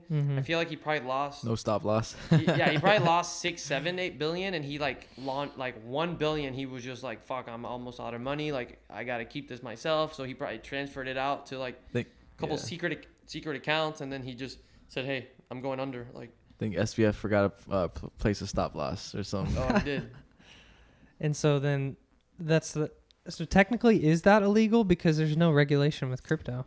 Technically, probably was Bro, legal. the thing about SBF, his parents are rooted in, where do they go? Yale, MIT, or No, they're from Stanford. Stanford in California. and Stanford. They're professors. Yeah, they're deep in professors over there. And one of the other professors that they employ is now an SEC chairman for crypto, Gary Gensler. So basically, like, they got their own little compound and something. Not only working that, over but there. he was bailed out by 2 Stanford professors as well. So I guess his parents' friends. So there's something sketchy going on in And Stanford. Gary Gensler has a identical twin. What the? So this a Gary clone. Gensler, he's Are the you got to clone Mr. Gary Gensler? he's the like president of like the like commodities commission, right? Yeah, crypto. And anyways, I think SBF should be locked up. no, for sure, bro. This guy's a criminal. Yeah. Like, What do you think Huncho Prime would tell fucking SBF if he saw him? he would tell him like, "Fuck you for making Chainlink go down," right? Yeah. Saying he donated 40 million to the Democrat election, 2022. Yeah, that's a lot of money. Sam Bankman-Fried donated 40 million to the Democratic Party. Nice. Yeah, fuck that guy. Interesting. Wow, that was a good conversation. Yeah, Facts. I enjoyed it. Who is? Okay, I don't know how to say this name. Sergey. So Who is Sergey Nazarov? Sergey, it's pronounced Sergey. He's the CEO of Chainlink. It's a cryptocurrency, and he used to work for Facebook. So Okay. don't quote me on it. We'd have to Google it, but I'm almost positive he worked, if not Facebook, like Google, like a very blue chip company that he was the coder for, and then he left them to make his own company, and he's a very well-known coder. He knows how to make code on computers. Smart contracts. And he just essentially developed this company that does smart contracts. Essentially, in summary, we could say that it's a way of doing contracts, literally a contract like you would sign with someone, but doing them on the computer. So making sure that they trigger without a human response. So essentially an example would be a smart contract so the company's called Chainlink, and how they help you make these contracts is you would make on a contract on your computer, like if tomorrow it rains. Mavs game. Yeah, so an example would be Mark Cuban actually tweeted this as an example of how he would use Chainlink, and essentially he said that he would buy he would give clients the option to buy insurance on a Mavericks ticket, and if there was bad weather around the stadium and the game had to be canceled, you would get your money back. So it would be like you would pay instantly without you having to go to court to fight for your money. It's if the weather app says that there is a tornado or something extreme, it's just something objective. You would pay $10 via Bitcoin, and then if there is bad weather, you would get your refund back automatically, based on the weather app saying that there was a tornado, and not based on if like a judge said yes or no, or if a human responds, right? So a smart contract essentially for the Mavericks player, or for the Mavericks clients, would be, hey, I want to go to the Mavs game tonight. Do you want to buy the $10 insurance in case there's weather or something gets canceled? You get your refund. If not, there's no refund. Okay, yeah, I want to do the $10. I pay $10. Tornadoes in the area. My smart contract is going to automatically trigger and put the money in my bank account instantly. So the value there is because you could do all that without that being, like, if that were to happen, Mark Cuban or whoever it is, like, they go on the platform, they're like, all right, let's refund everyone right now. But that takes away that step. Yeah. And there's value in that. It probably could take away a bunch of steps. Yeah, and a bunch of people. It has so many real life examples or ways that you could use it. This is just one example, but it essentially triggers a command based on certain inputs, right? It's like how code works. Mm-hmm. So yeah, it's kind of cool. It's bro. The thing about Sergey, so many things you can do with it. Yeah, the thing about Sergey and Chainlink is like, I love his outfit, the button down blue shirt. Yeah, Sergey always wears the same outfit every day, kind of, that's just and they asked him an important question. They're like, what would you be doing if you weren't doing cryptocurrencies or smart contracts? He said he would be doing something in brain, kind of like what Neuralink is doing with brain and neuro. No way. Yeah, he said he'd be doing that. He's a Russian guy. Yeah, I think he's a great mind. What's his last name? You can look up CEO of Chainlink. Yeah. If this doesn't load. Oh yeah, that's him. This guy with the mustache. The second picture, yeah, that's him. He's always wearing the blue, button down blue shirt. Yeah, he's a cool guy. He looks intense. Is the Chainlink, is that based on the blockchain technology? Do y'all know? Yeah, it is. It's Chainlink, blockchain, chain. so it's what is the word for it? So you know how The you Oracle. no, yeah, but you know how you can like stake? Are you familiar with staking? Kinda. So there's a thing called like staking through the network or staking physically. So Bitcoin is the only one that you do it physically. So if you want to stake it, essentially you're mining. You have to like run a computer program with your CPU. So that like takes energy and like you have to pay the electricity bill. You could do it algorithmically and it's just through like code. And you can, so Chainlink is based on that second one. Okay. So essentially Chainlink is all computer based. It's a code computer based. Yeah, it's great technology. I'm gonna look into it. Yeah. Yeah, for the smart contracts. Cool. They're just trying to connect Web 2 in the real world to on-chain, bring everything on-chain. That's what they're basically doing. I've heard of people talk about it with like elections, where you can have like a smart contract. You could like vote using something like that. I Yeah, think that would be and huge because I don't trust the companies that run the voting machines. There needs to be some innovation in the voting.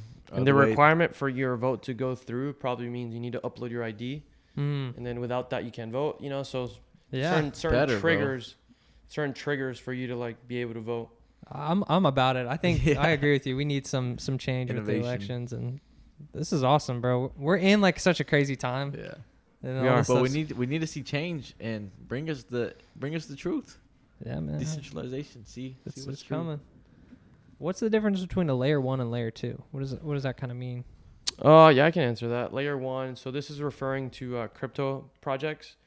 So in a crypto project, I'm going to give you an example with how the US dollar works. So the US dollar would be considered layer 1. Okay. Because it's the asset itself. So it's the actual physical, like good. So it'll make sense once I tell you what layer 2 would mean. So layer 2 would mean like your credit card. So layer 1 is like the money, your actual cash. Layer 2 is like a way of using that cash indirectly. So indirectly, I would be using the money via a debit card. Okay. So that's a layer 2. So how it compares to Bitcoin, a layer 1 is Bitcoin. A layer 2 would be like a company that lets you pay with Bitcoin, maybe with a credit card. So like Coinbase had like a credit card, you could like get rewards. So you could call like that credit card like a layer 2. Okay. So it's something you build on top of that original layer 1. Yeah. There's a lot of crypto projects that are layer 2. So yeah, there's a lot of crypto projects, altcoins, that are ways for you to utilize Bitcoin as a payment system. So there's a lot of apps, altcoins that like essentially are like kind of like a Venmo of Bitcoin. Okay. So Venmo would be considered like a layer 2 as well. Yeah. Venmo could be even considered a layer 3 because you could say that you get the cash, you put it on a card, from that card you send it to Venmo, and then from there you use it. So Venmo is like on top of layer 2. Does that make sense? Yeah. So third layer. That's kind of how those things work. That's interesting. So there's value in having like a credit card, right? It's more accessible for people. Gives you different options. Yeah. Layer 2. Yeah. Interesting. I think there also needs to be innovation and having your credit card, bro. Like you're giving your privacy, your card information. You're literally handing it out. It's like really in front of everybody's eye. Like the Apple Card is such good innovation. Like they hide it, you can change it instantly. It's just like it's no privacy. Like you're giving people your card and it has the numbers on there to hack you so easily. Like what? It's like, that's the only card I use now. It's the Apple Card. Yeah, it's I like so smooth. And it gives you I'm more about the practicality of things in life, but it gives you that status. It's like that titanium card. Yeah. You throw it down, it like clinks. I like the Apple Card. It's pretty cool. It actually helped me pay for my iPhone. I did an installment plan. Yeah. I do And that with my the laptop. Apple Card, and Yeah. I was like, damn. I think I need to order an iPhone because like you don't have to put the money down now. Like people go spend $1,000 and buy an iPhone, which you can finance it through Apple's installment credit card, and you can basically pay $200, $100 a month, right? I paid $50. Yeah, for like instead of putting the whole $1,000 years. down today, and they don't charge you interest, right? No, I don't. They don't. Well, I did it with my laptop. Yeah, It's And then- sick. it's a great If you want to advertisement go for very Apple. in depth of how, We're sponsored by Apple.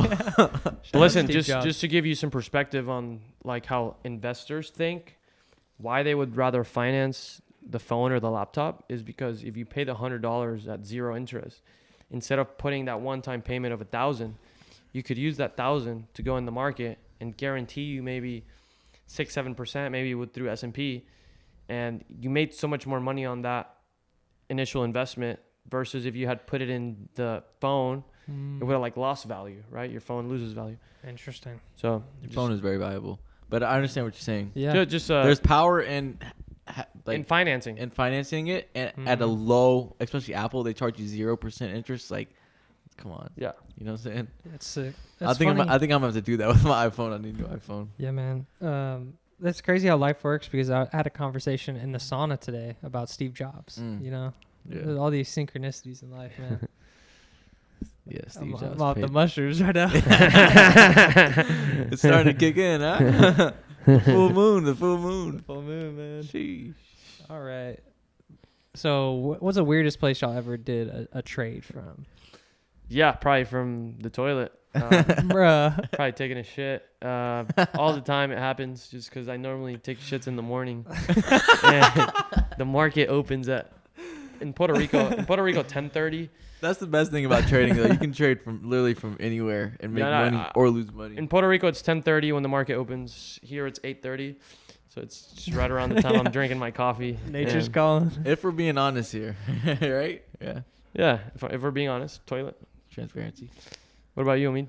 The craziest place I've ever traded from, probably while I was driving. Turn on the hotspot. I mean, I don't recommend trading while you're driving, but Unless you're in a Tesla. yeah, but you can trade while you're driving. All you need is internet, and That's right. that's the power of trading. What would y'all say the biggest benefit of day trading is? Like doing that? Probably quick cash. Freedom. Yeah, the freedom of trading from your laptop anywhere in the world, just off Wi-Fi. Generating an income. Basic, it's just virtual, like, you know. What advice would y'all give someone who wants to get started? In trading? Mm-hmm. Yeah, start a TD Ameritrade Thinkorswim account, paper trade. So start with fake money. Do that for 3 months. Go through the motion. After 3 months, fund like $1,000. Play with that. Once you're probably gonna blow it, you're gonna lose it. Fund another 1,000. Do that 2-3 times, and then you can put big money. Yeah, definitely. Go small first and understand what you're doing, because it's so easy. I feel like the stock market maybe should be regulated to some extent. Like, not everybody can just go and put their money in, because a lot of retail investors, like, the volatility, all the market does is it makes you feel uncomfortable, right? You run the highs, and then you come back, and then you run the lows, and it's always like, oh, I should have sold. But all the market does is try to liquidate you. That's all the market does, in my opinion. What he just said is very valuable. Anyone that trades stocks, the market literally wants to liquidate you. So TD Ameritrade, which is a broker, knows where every single client of theirs has their stop loss. So the market maker, aka TD Ameritrade, is who you are fighting against. So when I buy Tesla and I want it to go up, right? Because I bought it, because you could have done the opposite. You could have shorted Tesla and you want it to go down. Whatever you do, you want it to go up, you want it to go down. You're betting against your market maker, the broker, because you're buying that stock from him. Yeah. And if you're buying something, they're selling it to you. They're selling it to you, and they see, as soon as you buy, most investors, they put a stop loss. So if you buy Apple at like 150, you're probably going to maybe risk $1 or $2. So you're going to put a stop loss at like 148. If it drops $2, you're out. Like, you don't want to keep losing. So you're out. It's your max risk. That's your max risk. So TD Ameritrade sees where every single one of their customers has their stop loss. So they control the stock, because they could also buy a lot to make it go up, because they're a hedge fund. Essentially, they have a lot of money. They could do the opposite to go down, and they're going to look for where everyone has their stop loss, and they're going to make the price go there. So what he just said is that the market is all about liquidity grabs. It looks for liquidity where a lot of people would buy or sell, and they're going to manipulate it to go down and stop everyone out. To make you feel comfortable, and then they'll bring it back to and then they go up, and the people that were shorting get stopped out at the top, and then it does this cycle. And then goes in one direction after you've already like sold for a loss or because you got stopped out. Holy crap, dude! So- This is I didn't even think about. So I've done a little investing on Robinhood, like stocks. I think Jack would be a good day trader. He's I very. feel like I you don't would. know. He's I- a disciplined I'm- guy. I'm kind of conservative. We need to put him on like Moon that. Traders. Yeah, disciplined guy. But yeah, Self-control. this is Very a lot important. of. Thank you, bro. Yeah. Appreciate it. There's a lot of value in, in No, what we're- you're saying. We're gonna add you to our Discord and we're gonna put you on. I feel like Okay, hell yeah. This You seem- podcast is sponsored by Moon Traders. it is. Let's do it. Yeah. But so you're saying like that completely like a shift in thinking of like you're actually fighting against the TD Ameritrade, Correct. the Robinhoods. Like You are. that's crazy to think. When you invest, you are going against your broker. Market makers. You didn't buy Tesla because Joey in New York sold it. No, Fuck Joey in New York sold it to TD, and then TD sold it to you. So They're the middleman. They are the market maker. So the market maker, they're making money off of the trades too, right? Yeah, they're So taking they're- the opposite end of every trade. They're you make. making money, number one, off the spread. So they bought it from Joey at 149.10.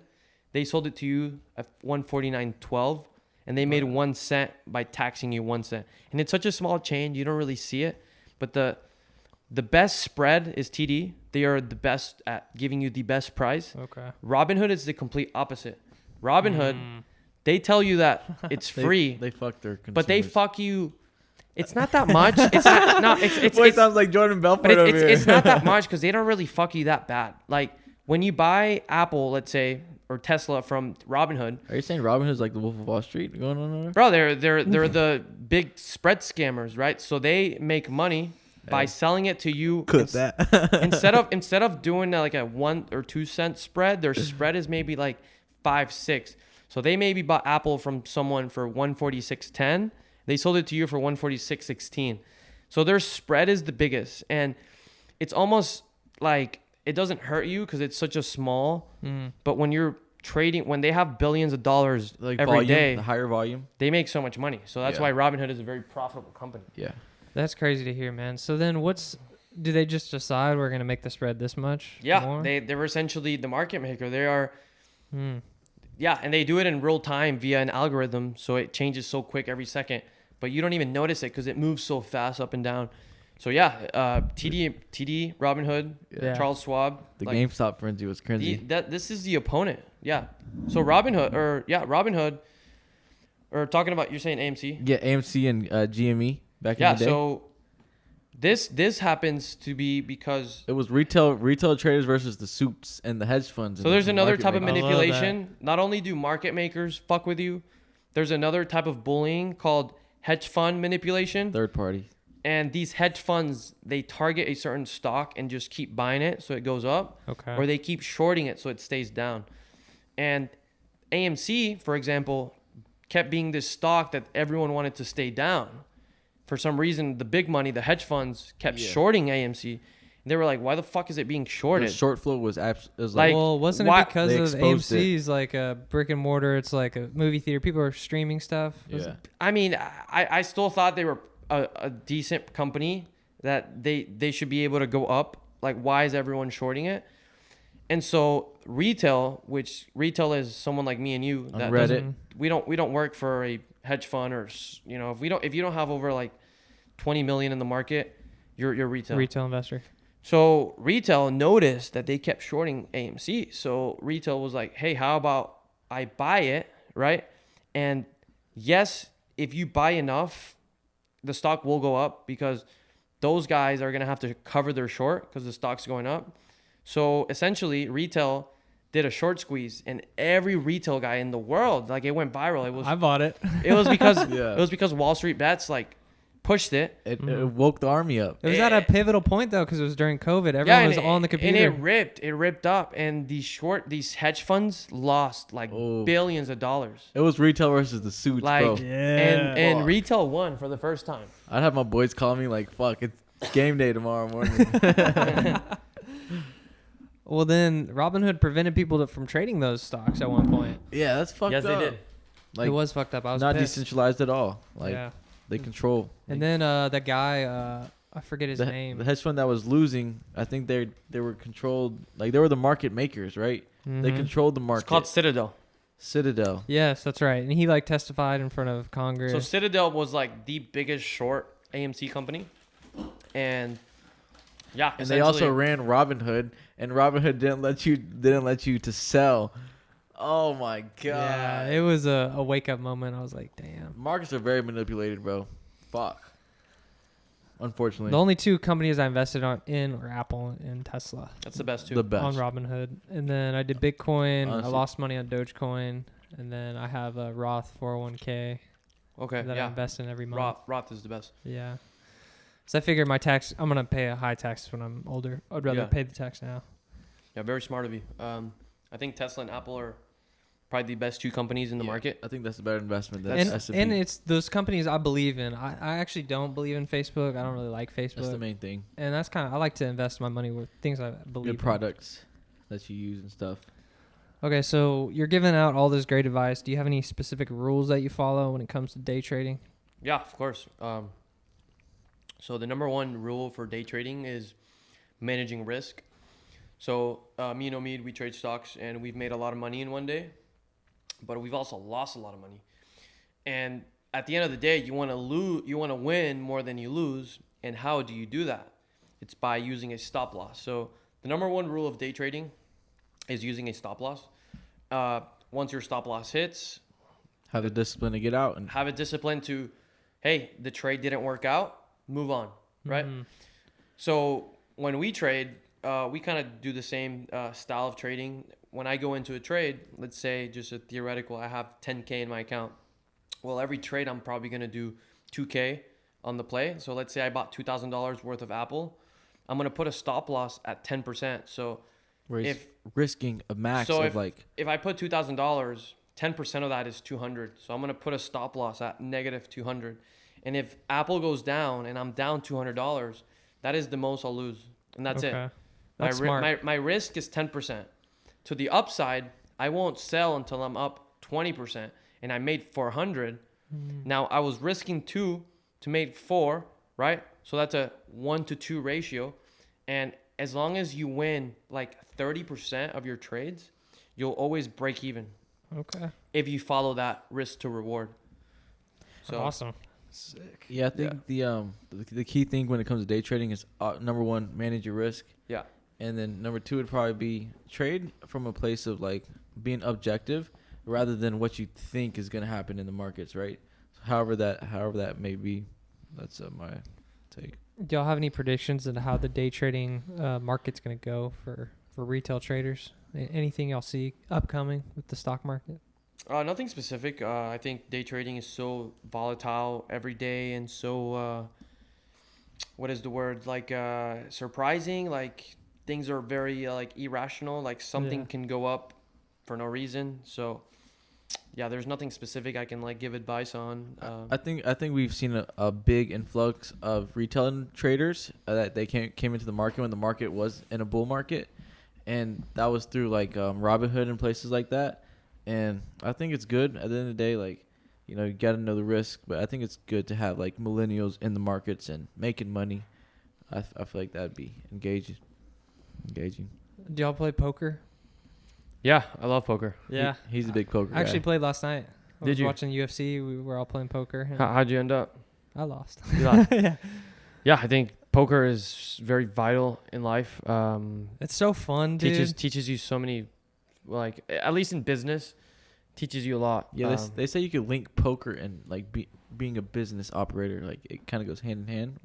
I'm not too good at poker, or I'm not that experienced to put it like that. But Well, there is a lot of things with like bluffing and having a poker face and in business that translates not to show kind of your. If you get like pocket aces, you don't want to show like, oh, holy shit. yeah, Or like if you. It's about there's managing some emotion. Like when you get a certain hand, like are you gonna like tell the table you have a big hand by going all in or doing that, or do you want to like play it passive and like just play it cool and let them bet and you know that you have a good hand. So yeah, it's how you're feeling, how you want to like play the hand. You know, it's kind of. You seem like a. Do you play chess too? I play chess. Yeah. play chess. chess is good. Chess is fun, man. Keep you locked in. I play a lot of chess, a lot of poker. That's it. Would y'all think like I know one of the questions here is like advice for the podcast. Do y'all think it would be? I was thinking because I was playing poker last night, like live streaming like a poker game. Oh, that's genius. That's genius. Would that be fun? That would be so much fun. Would people watch that? That'd though? be entertaining as fuck. Depending on the buy-in, right? As you fuck. as you get richer, you can do higher buy-ins, and then Poker it'll night, bring it. You know, once you do like $1,000 per player, maybe that'll attract. Dude, the that'd be crowd. very I'll be entertaining. the dealer. That'd be very entertaining. I'm the house. You get 10% of the cut of the winner. For being I'd rather play the that role, huh? Yeah, for real. But That'd be fun. man. having a poker night and filming it, it'll just put everybody on the spot to like show up and like just you know? It's your time to shine. That's what that is. We'd have to get the cameras right and like Ooh, I would love the poker night. That'd be badass. that would be badass. I'll keep that in the back of my mind. Yeah. Get that going. All right, how y'all feeling? About Yeah, we're doing good. hour 45. Yeah. Oh, damn. Yeah, we started a little late too, so Time flying. Yeah, it's a little past 9, yeah. 9:15. How long do y'all want to go for? Yeah, we can try to finish the question. So Yeah, maybe. let's run through the NBA talk and like we're basically almost done. Yeah, Okay, another cool. 30, NBA. 45 minutes. All right, Max. That's cool with you. How long are you trying to go for? that's fine. Yeah, let's just finish them out. I would say like 20, May- 20 I feel like it'll minutes. be like another 20 minutes. Yeah. Yeah, let's Max. do it. All right, the outlook for the Mavs this season. What do y'all think? Are you buying the dip on the Kyrie and Luka trade? I'm buying the dip. I think Kyrie is top 3 point guard in the league. Can only be good things coming out of that. Yeah, I'm all in on the Mavs. I'm biased, right? I'm from here, but I think we're probably gonna go to the championship. I'm selling. Saying that. Ooh, you're selling the Luka. When I saw that trade, I thought we gave away too much for Kyrie, and knowing Kyrie's past, I think he's an emotional player. Mhm. Granted, I love Kyrie. I love his individuality. I love his basketball shoes. It's the only shoe I hoop in. Yeah. But I think chemistry-wise, I don't think it fits. And I think defensively, the Mavs, we lost Dorian Finney-Smith. Yeah. I think he was a dog. key 3-and-D player, and we'll see. I'm rooting for him, but Yeah. And the thing is, like, we don't know what's Kyrie's stance. He's gonna be here for the long term, midterm. Like, we don't know that, so it's kind of a gamble. he lives in the moment, bro. Yeah, he lives in the moment. But I'm buying the dip on I'm buying the Luka dip. and Kyrie. I'm buying that dip for sure. Did they win today? They played Phoenix. We don't want to talk about that. Yeah, we lost. We were up by 10. Casual, or as usual. Bro, Luka we blow a and lead. Booker were beefing face to face. No way. Luka got in his face like last minute. Uh, Luka missed like a little layup, bro. He would make it like The to game, tie the game time with field like goal. 5 seconds left. Fuck. He makes that shot like 9 out of 10 times. It was a Easy chip. layup. He missed it. It was a chippy. Damn. Booker got in his face. Fuck Book. He ain't cut though Yeah, like fuck Luka. Booker. What happened Game 7, Book? For real. Playoffs is what matters. These European players are different, bro. You're not cut from the same cloth, bro. What about KD's going on the Suns? What do y'all like that or no? Yeah, I don't really like it. I think KD should have been a KD. star on a team for a long term, kind of like a loyal player, kind of like what Dirk did, because he's that good. Like he didn't have to do a super team. Why did he go to the Warriors? Why is he going to the Suns that are so stacked? I personally talked to KD like a couple weeks ago, and he said he would love to, make it work with Kyrie again. So I think if we had the K's, Where'd you talk to him? the K's in Dallas, right? Where'd you talk Kyrie to? and Kevin. He was here today. Where'd you talk to Kevin at? On the pod. On the pod, Yeah. okay. No, I think he wants to, win a championship with Kyrie and make that work. I think Dallas is the best place to do that, right? We have. But when did Kevin Durant play with Kyrie? He played the Brooklyn Nets. Oh, Bro, he got Damn. traded. damn, he did. This he guy's did. zapped. This guy's zapped. Damn, I'm a little fucked up. Or what? It's all good, brother. No, but that was his only year he played with him. I think I played two They played Two like seasons? 2 or 3 years. seasons. Yeah, it wasn't Maybe much. it didn't work. But It didn't this- work, yeah, man. I'm just bullshitting. No. Yeah, I But completely. I was think trying the to think. Suns. I think the Suns. They have a nice franchise. They can make something work over there, right? It's by California, up and coming franchise. Devin Booker. He's a good guy. He can hoop, and I think Kevin Durant. Maybe that's his place. I'm buying the. I would buy the dip on Kevin. I'm buying the Durant dip 100%. I on think Suns. KD's the best basketball player. Mm. Him and Luka are my top 2. And maybe he Yeah. could take the franchise to a championship on his own, right? Because he's always moving to these championship teams and winning the championship with joining forces. Maybe he can build something over there, or did he already join another force? I think he should have stayed in Golden State the whole time. They'd be KD? They would have won. Bro, like, they would've won again 10 in and a row. again. And then I guess that's KD might have a different kind of mindset about basketball where maybe he wants to play with different players. He doesn't want to have that loyalty like Damian Lillard has or Dirk had. He can hurt you sometimes. Yeah, definitely not like that. Definitely not a loyal player. Clearly, he's been on 4 or 5 teams in It's just business. 10, 12 years. Yeah, it's business as usual. What about y'all's top 5 in the league? Top 5 players? Mm-hmm. Probably have to say Giannis, like in this ranking, Giannis, then Luka, then KD, then LeBron when he wasn't hurt, and then like super hot right now, Jason Tatum. Okay, Probably that's good. That's pretty good. I would say Giannis for sure. I say put Lillard in there, Damian Lillard. The season that he's had, and then Kevin Durant in there for sure. Fuck, I don't fucking know. Luka, duh. Luka, I want to pick my favorite player. Wait, is this favorite? Yeah, I'm trying to have like top 5 or favorite. I'm trying to have an unbiased one, right? I think Giannis. I think I agree Damian with you. Lillard, Curry's in there if he's healthy. I miss Embiid, maybe. Who else? LeBron. Duh. Duh. LeBron, and then who else? LeBron, Jason Tatum, Embiid, Jokic. Jokic. We're talking about Tatum. I wouldn't put Jokic. I mean, Jokic is good. Yeah, I don't really fuck with Jokic too much, but he's up there. He's MVP. I mean, Yeah, he's pretty good. I would go with Maybe Luka. yeah, I would go with LeBron, Luka, Steph, Dame, and Giannis. gotta have Giannis on there. Giannis. Yeah, you get Giannis's top 5. Giannis is top 5 on anyone's list. Top 5 for sure. If Giannis isn't top 5 player Greek in the NBA freak. league, yeah, he's on a your beast. list. Can't lie. He's too good. Very boring to watch, but he's too good. Yeah, it's kind of like, damn, he's dunking everything. Exactly. What do y'all think? Who's gonna win it all? You said the Mavs. You picked the Mavs. So in the West, I think it's gonna be a battle of Suns, Mavs, Warriors, top 3, and then in the East, 76ers, Boston, or Sixers or Heat. no, not the Heat. There's one more team up there. Boston. New York is hot too. you say the Bucks. Oh, the Bucks and the Bucks. Yeah. Oh yeah.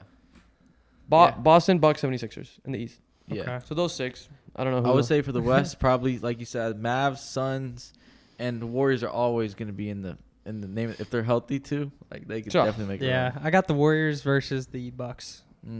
Have we seen in the that final? before? Yeah, Oh. yeah. They played Do you think the Warriors get out of the West?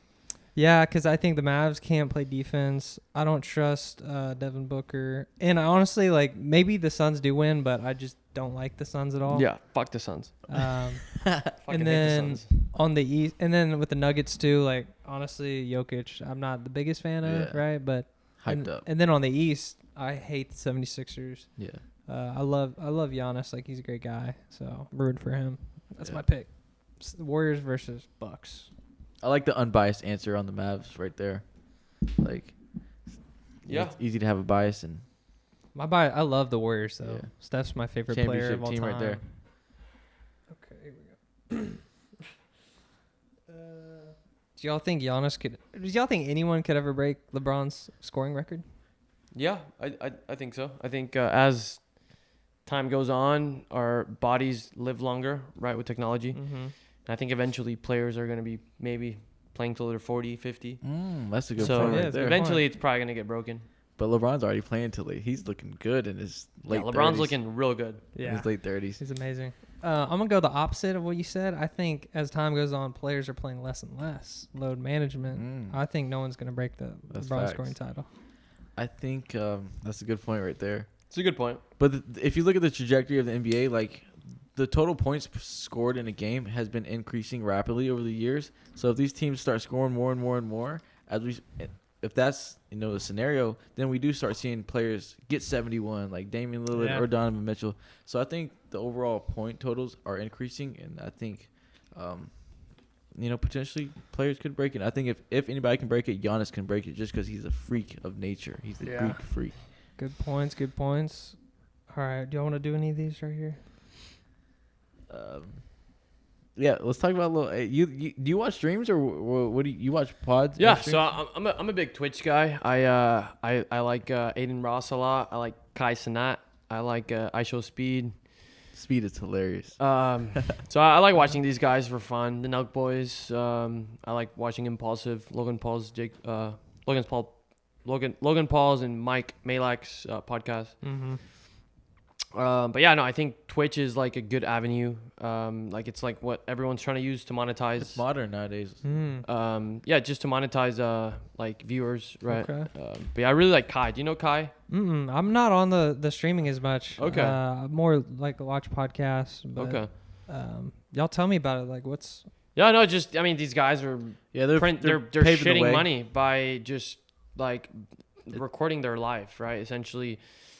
Just Damn. entertaining. Do you know Aiden Ross Okay. or no? No. You don't know Aiden Ross? Wow, that's crazy. So They're kind of like Jake Paul, like boxing, like what they're doing for like the internet. Like they've for real? recently opened up a new space called like streaming and Twitch. yeah, they just stream like them playing video games and like They got a huge following. exactly they have like 100K followers or like viewers every day Live viewers. Damn. live. They pay him. So Aiden specifically, he actually like plays video games with celebrities, so that's what's so entertaining to watch. Okay. Yeah. And he'll play with like T Grizzly, he'll play with like 21 Savage, he'll play with Okay. Drake, Yeah. like. So that's kind of what Aiden does. Mm-hmm. And they'll have them on stream. Like And then they'll have like on his stream, he'll come in person. He'll also That's do the second way he came up was by doing e-dates. So he would do like an e-date, essentially like a Zoom call, like date, an Omegle. like exactly Really? like Omegle, yeah, exactly. And That's he what would, I Show Speed does too, right? yeah, and they do go it with crazy. like OnlyFans celebrities. So like Okay. he'll do like I don't know if you know like Tiana Trump, and like he'll do like a date with Tiana Trump and like maybe one of his buddies. And it's like a 1 hour, so entertaining to watch. Like Yeah. Tiana Trump, she's interesting. like on Pornhub, like #1 porn star. Oh, for One of the top. Yeah. I wouldn't know, but I mean Drake likes her. Drake has a Okay. song. yeah, he said if Drake ever voted, He'd vote Tiana Trump. yeah, Damn. he said I ain't never voted once. If I did, I would vote Tiana. Tiana Trump. Yeah. Facts. All right, switching the topic. What do y'all look in a girl when you think about making her a wifey? Wifey. What's wifey material? Yeah. Champ? It has to make me laugh. It's probably #1. Okay. Like make me laugh. Good looking, of course. So Of course. good personality. Mm-hmm. I mean, the obvious answer. I think Alright, the what you traits that think? make a girl like wifey material, like you have to have that someone in your corner that will enhance you and want to bring out the best in you. Somebody who understands the vision, and somebody that can just bring out the best in you and enhance your life. Right. Last thing you need is a distraction. 100%. Enhancers over Distractions. distractions. Yeah, like that. I'd agree. I think for me, I need someone to balance me out. I need someone that to bring the life out of me a little bit more. Yeah. Are you single right now? Mm-hmm. Okay. That's a very good point too. And so just knowing myself, I need someone like that. Yeah. And then someone that adds to the empire, you know. Yeah. So- Ooh. Like give me some life. You know, bring out the best. Bring Yeah. out the life in me. I like that. I like that a lot. All right. What are some red flags y'all see in relationships, both personal and social, like professional? Yeah, I think when a girl is lying to you, that's a red flag. I think honesty is like in my relationships the #1 like most important thing that we both keep with each other is trust. Like don't lie to each other, honesty. So I think when a girl's dishonest, that's like big turnoff, big red flag. What else is she gonna lie to you about? You know, it's like This- crazy. Right. This one is more just may not be something everyone agrees with, but I think when a girl posts like 20 stories every day, like every single day, I think that's a red flag. It's like she's trying to like get attention Yes. by having people slide up on her story and like give, reply with the heart, with the fire signs or the hearts. So yeah, when a girl is overly aggressive on Instagram, 100%. I think it's a big red flag that she may or may not be psycho. She may be like a attention seeker and wants like she's gonna be high maintenance. Just avoid a girl that posts a Yeah. lot. Under 1K. I prefer the followers. ones under 1K followers. Maybe one post every 6 months. The gyms, huh? One, Boy's a scout. He's a one- scout. 1-2 stories a week. That's Nothing my more. type of girl. I mean, I don't post anything on social media. I hardly post. So, yeah. Yeah. Those are some good red flags, Yeah. man. What about you guys? What are some red flags? I would say you want somebody who's genuinely happy, right? Like, because whatever That's a good point. like they're lacking in their life, it will translate and trickle down to you. Like, if they don't believe in themselves or they have low self-esteem, they're gonna give you low self-esteem as well. So I feel like somebody who has their life together on all aspects, you know, they're spiritually, physically, mentally. I feel like if they have that, then it's green flags, you know, in my opinion. Yeah, I would agree. One of the biggest red flags, being a relationship or a personal relationship or social, is like people that feel sorry for themselves. That's like I hate that. And it's just like when someone's sorry for themselves, I just like, it grosses me out in a way. Yeah. And I'm like, damn, get away from me. Okay. Can't have That's that a good point. bad energy. I like that. That might be it. That was a good Yeah. podcast. 2 hours exactly. 2 hours exactly. Yeah, it was good. This will be Clip City. Clip Clip City, City, huh? man. We got some financial gems Yeah. today. Hopefully some good content. Oh yeah. Switch it up a little bit. Yeah, that was fun, man. Thanks for coming through, and hopefully we can link up sometime and Yeah. Puerto Rico podcast. Yeah. Whenever Oh, you that'd wanna, be so clean. That'd be cool. Whenever you want to come down, you know you got a place to stay. Shit.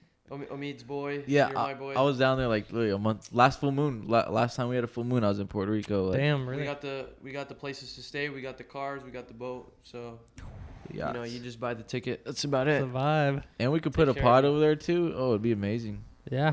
We got That'd be fun. beachfront properties. So Best thing about the pod, you can do it anywhere. Yeah. Alchemy. Take a suitcase. Alchemy. Yeah. Then I'm gonna get day trading now too. So But yeah, no, put me in the Discord. we're adding you to Moon Traders. All right, cool. Self control is Shout the out key. Moon Traders. This podcast was sponsored by Moon Traders. Sponsored go. by Moon Traders. Y'all support. Check them out. Yes, sir. Get zapped. Thank y'all for listening. Hopefully, I don't know if I'm gonna upload the full thing or just clip it. We don't know Yeah. yet, but yeah, it was good shit. Shout out man. Ming. Let's go. All right, cool. Peace.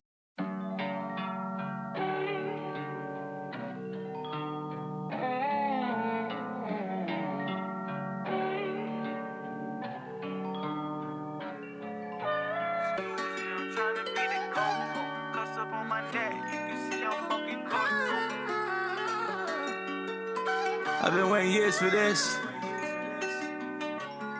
I'm on my grind, I'm kinda out of my mind. I look up in the night, I see the stars, they aligning, that's my sign. This universe is space and time, so if I give you my space, bitch, don't waste my time. And for my girls at 18, with a mind like 45. When you turn 23, we gon' ball like 45 from the Bulls. And if I got a chance to get you that ring, we going 6-0, baby.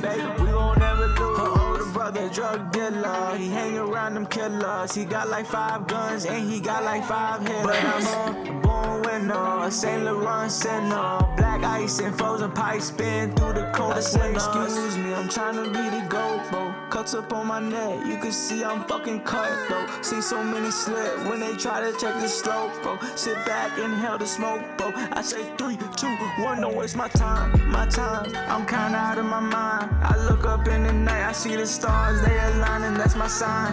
This universe is space and time, so if I give you my space, bitch, don't waste my time, ho. When I'm in my prime, I wanna be just like Huncho. I need a yacht in Italy on Lake Como. Met this girl, she's half white and Italian, I call her Blanco, Bianco.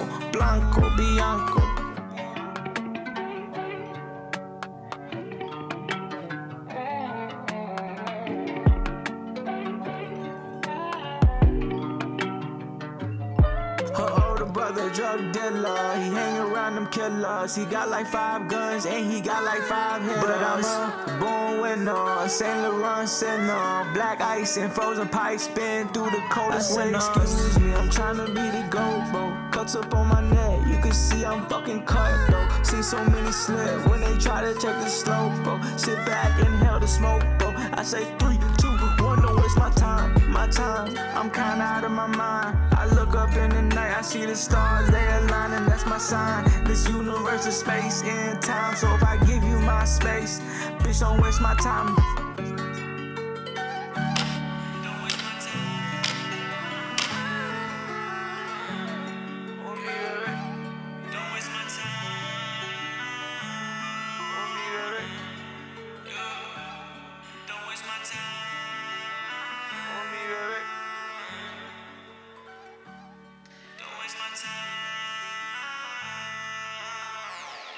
me, baby.